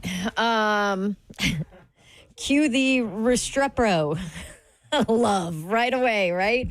Anyway, maybe you need to relax because you're a Titans fan and you just need to feel good and get pampered. A Moment's Peace Salon and Day Spa can help you out on that. Maybe you need to gift a day at the spa to somebody who is living in a bad season for their pro team. A Moment's Peace Salon and Day Spa. They can help you. And here's the beautiful part about it is you can give somebody a gift card and then they can do whatever they want there because they have massages, manicures, pedicures, sunless tanning, waxing, skincare, facials. They have a hair salon. They do makeup, and then they have awesome gifts in their gift shop too. So no matter what kind of person they are, they will find something that they love at A Moment's Peace Salon and Day Spa. And you know you've got gift giving holidays coming up. So make sure to either click, call, or stop by A Moment's Peace Salon and Day Spa. Gift cards available 24/7, amomentspeace.com. Call them at 615-224-0770. And if you have special requests, you can just stop by. They are in Cool Springs at the intersection of Carruthers Parkway and Bakersbridge Avenue. That's A Moment's Peace Salon and Day Spa. Dickens Turf and Landscape Supply if you're looking for that equipment that you need to keep that lawn in its beautiful, pristine shape. My guys at Dickens Surf and Landscape Supply can help you out. DickensSupply.com is the website. Trey Hartsook is here with more. Trey? Hey, Brent, I'll tell you, man, once you get that grass looking good, it's weed-free, it's lush, it's green, something we got to do, no matter what, is we got to cut it. And at Dickens Supply, we have the best brands in the industry, whether it's Toro, Ferris, Snapper, Wright, and on the two-cycle side of things, Echo, Shindawa, Steel, Red Max. Buy where the pros buy. There's a reason that when you see the trucks rolling through, they're professional landscape contractors. They have certain brands on their trucks that they trust to put food on their table. At Dickens Supply, we sell those brands right here. Whether you have 0.3 of an acre and you're a weekend warrior that wants to get it done, or you're a professional landscape contractor, we have the equipment that you need to get that stuff taken care of. So if you got any questions about mowers, we can sell them, we can service them. If yours breaks down, we can work on it. So we're full shop when it comes to the service side of things, and we love to sell you a new one. So if you got any questions whatsoever, please give us a shot on your next equipment purchase. We're conveniently located in Auburn, Middle Tennessee. Got locations in Nashville, Hendersonville, Murfreesboro, Bellevue, Brentwood, Longmore, Mount Juliet, and Franklin. If you can't get a hold of us, check us online, DickensSupply.com.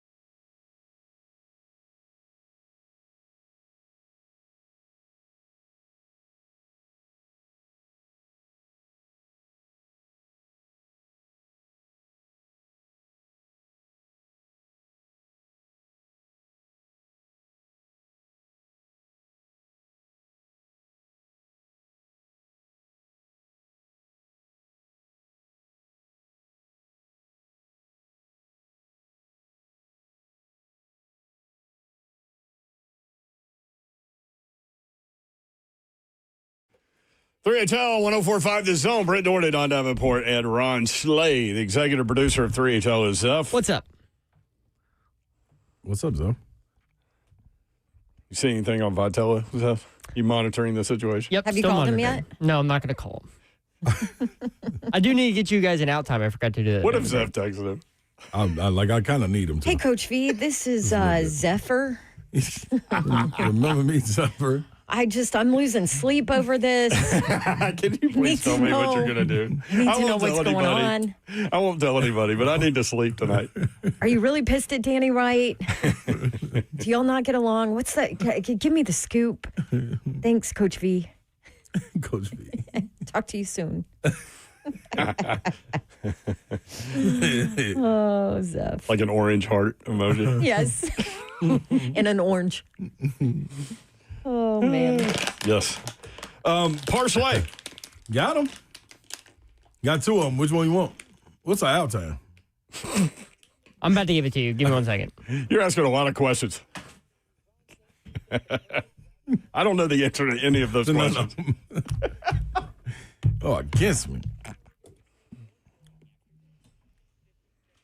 Bring me my money. 5605, Slay Dog. I feel like you've been cold. Uh-oh. Babsy, I won 2 on Friday. Oh, I didn't hear Fridays. Yeah. Okay. Come on. I started off, I won baseball and I won Thursday night football. Okay. Talk to me about tonight. You've won multiple times in baseball postseason. I'm about to win again tonight. I know, You are? and he doesn't even watch baseball. So let's get, since that's the case, let's start with baseball first, everybody. He watches the Dodgers sometimes. Yeah, I got to support Mookie. Oh. That's his boy. Yeah, that's my boy. All right, here we go, y'all. Yeah. Blue Jays and Mariners. Yeah. Vladimir Guerrero On. to record a hit. Vlad. Yep. And Fuego. Ernie Clement to record a hit. Could you pick Ernie Clement out of a lineup? No, absolutely not. Do you know what number he wears? If he put a Blue Jays hat on, yes. There's no way. 35. No, 17. Cal Raleigh. Were we right? I couldn't. Zeph's guy to record a hit. Todd Raleigh's kid. Is it? Yeah. Oh, well, look at him. Former Tennessee baseball coach. Mm-hmm. Speaking of baseball, you could probably hire him again. Vladimir Guerrero to record 2+ hits. Okay. So Cal Riley was a hit. Yep, 1 hit. Vlad Guerrero, a hit and 2+ hits. And 2+. Wait, you bet it twice? No, Zeph. If you were gambling, which you can't because you're involved with the Titans, you said, Vladimir Guerrero to record a hit. Vladimir Guerrero Jr. to record 2+ hits. It's 2 bets, so not the same bet. 2 bets, 4 bets. Cal Raleigh to record a hit. Ernie Clement to record a hit. And Toronto Blue Jays money line. Oh, Blue Jays money line. Mm-hmm. So this is a 5-legger? This is a 5-legger, Yor. Okay. All right. Going right along to football. Yeah. Tonight. Yeah. We've got 2 Monday night games. We do indeed. And we don't have a press conference by the Titans tonight. That's right. No presser. You're free to watch. Well, that we know of. This is true. Like anything could happen. Yeah. Like Tyler Lockett walking away from the team. It's coach's show tonight. We never know what he could announce. Yeah. Is it the Mike McCoy show? No, it's still Monday Night Titans. Okay. Oh. But I think Mike McCoy will be on it. It never was the Brian Callahan show? It was the Brian Callahan show. Okay, they changed it. Okay. The Monday Night Titans. It is no longer the Brian that's Callahan cool, man. That'd be something if Brian Callahan was on. I mean. Can he call in? Why couldn't he? Here we go. Tampa Bay and the Detroit Lions taking place in Detroit. Cade Otton, 25+ yards receiving. It's for the Tampa Bay Buccaneers, for the people that don't know. Emeka Egbuka, 40+ yards receiving. You don't like that? No, I do. I think he's a stud. He is. I'm not going to say it. Okay, just don't. Baker Mayfield, 225+ yards passing. Hang on, Zeph's talking to me. I don't know why. I don't know why. You ain't got nothing to do with this segment, Zeph. You already played the music. You just got to sit back and relax and just chill. Oh, man. What did you say after Egbuka? Baker Mayfield, 225+ yards passing. Jahmyr Gibbs, 15 yards receiving. Amon-Ra St. Brown, who we passed on, 60-plus yards receiving. Just got to throw that in there. 60 plus? Yep.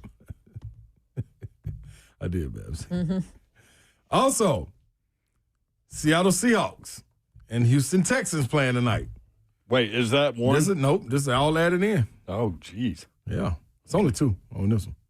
Jackson Smith and Jigba, 60-plus yards receiving. And Nico Collins, 50-plus yards receiving. That right there, people, will get you 787. Thank you, Lethal Latin. That's okay. What did Lethal Latin have to say? Egbuka is questionable. Oh, that's what Zeph was talking about. He's going to play that. No, he'll play. No, let's bet. I want to bet on that. Lethal Latin and Zeph. No, I said he was going to play. There was a report that came out an hour ago. I don't give a damn about no reports, man. I'm reporting. I'm agreeing with you. I'm reporting live. I'm reporting. Screw all these other guys. Yeah, man. They don't know what they talking about. Who you going to listen to, them or me? I was agreeing with you. Oh, man. All right. We'll revisit tomorrow. The Brian Callahan Show is not next. No. Monday Night Titans. Tyler Lockett show is not happening either. He's having a show somewhere. He gone. Oh, we got to get out of here. Later. Peace. See ya. Love y'all. Wouldn't want to be unless you were ass. Wow. That's all I had.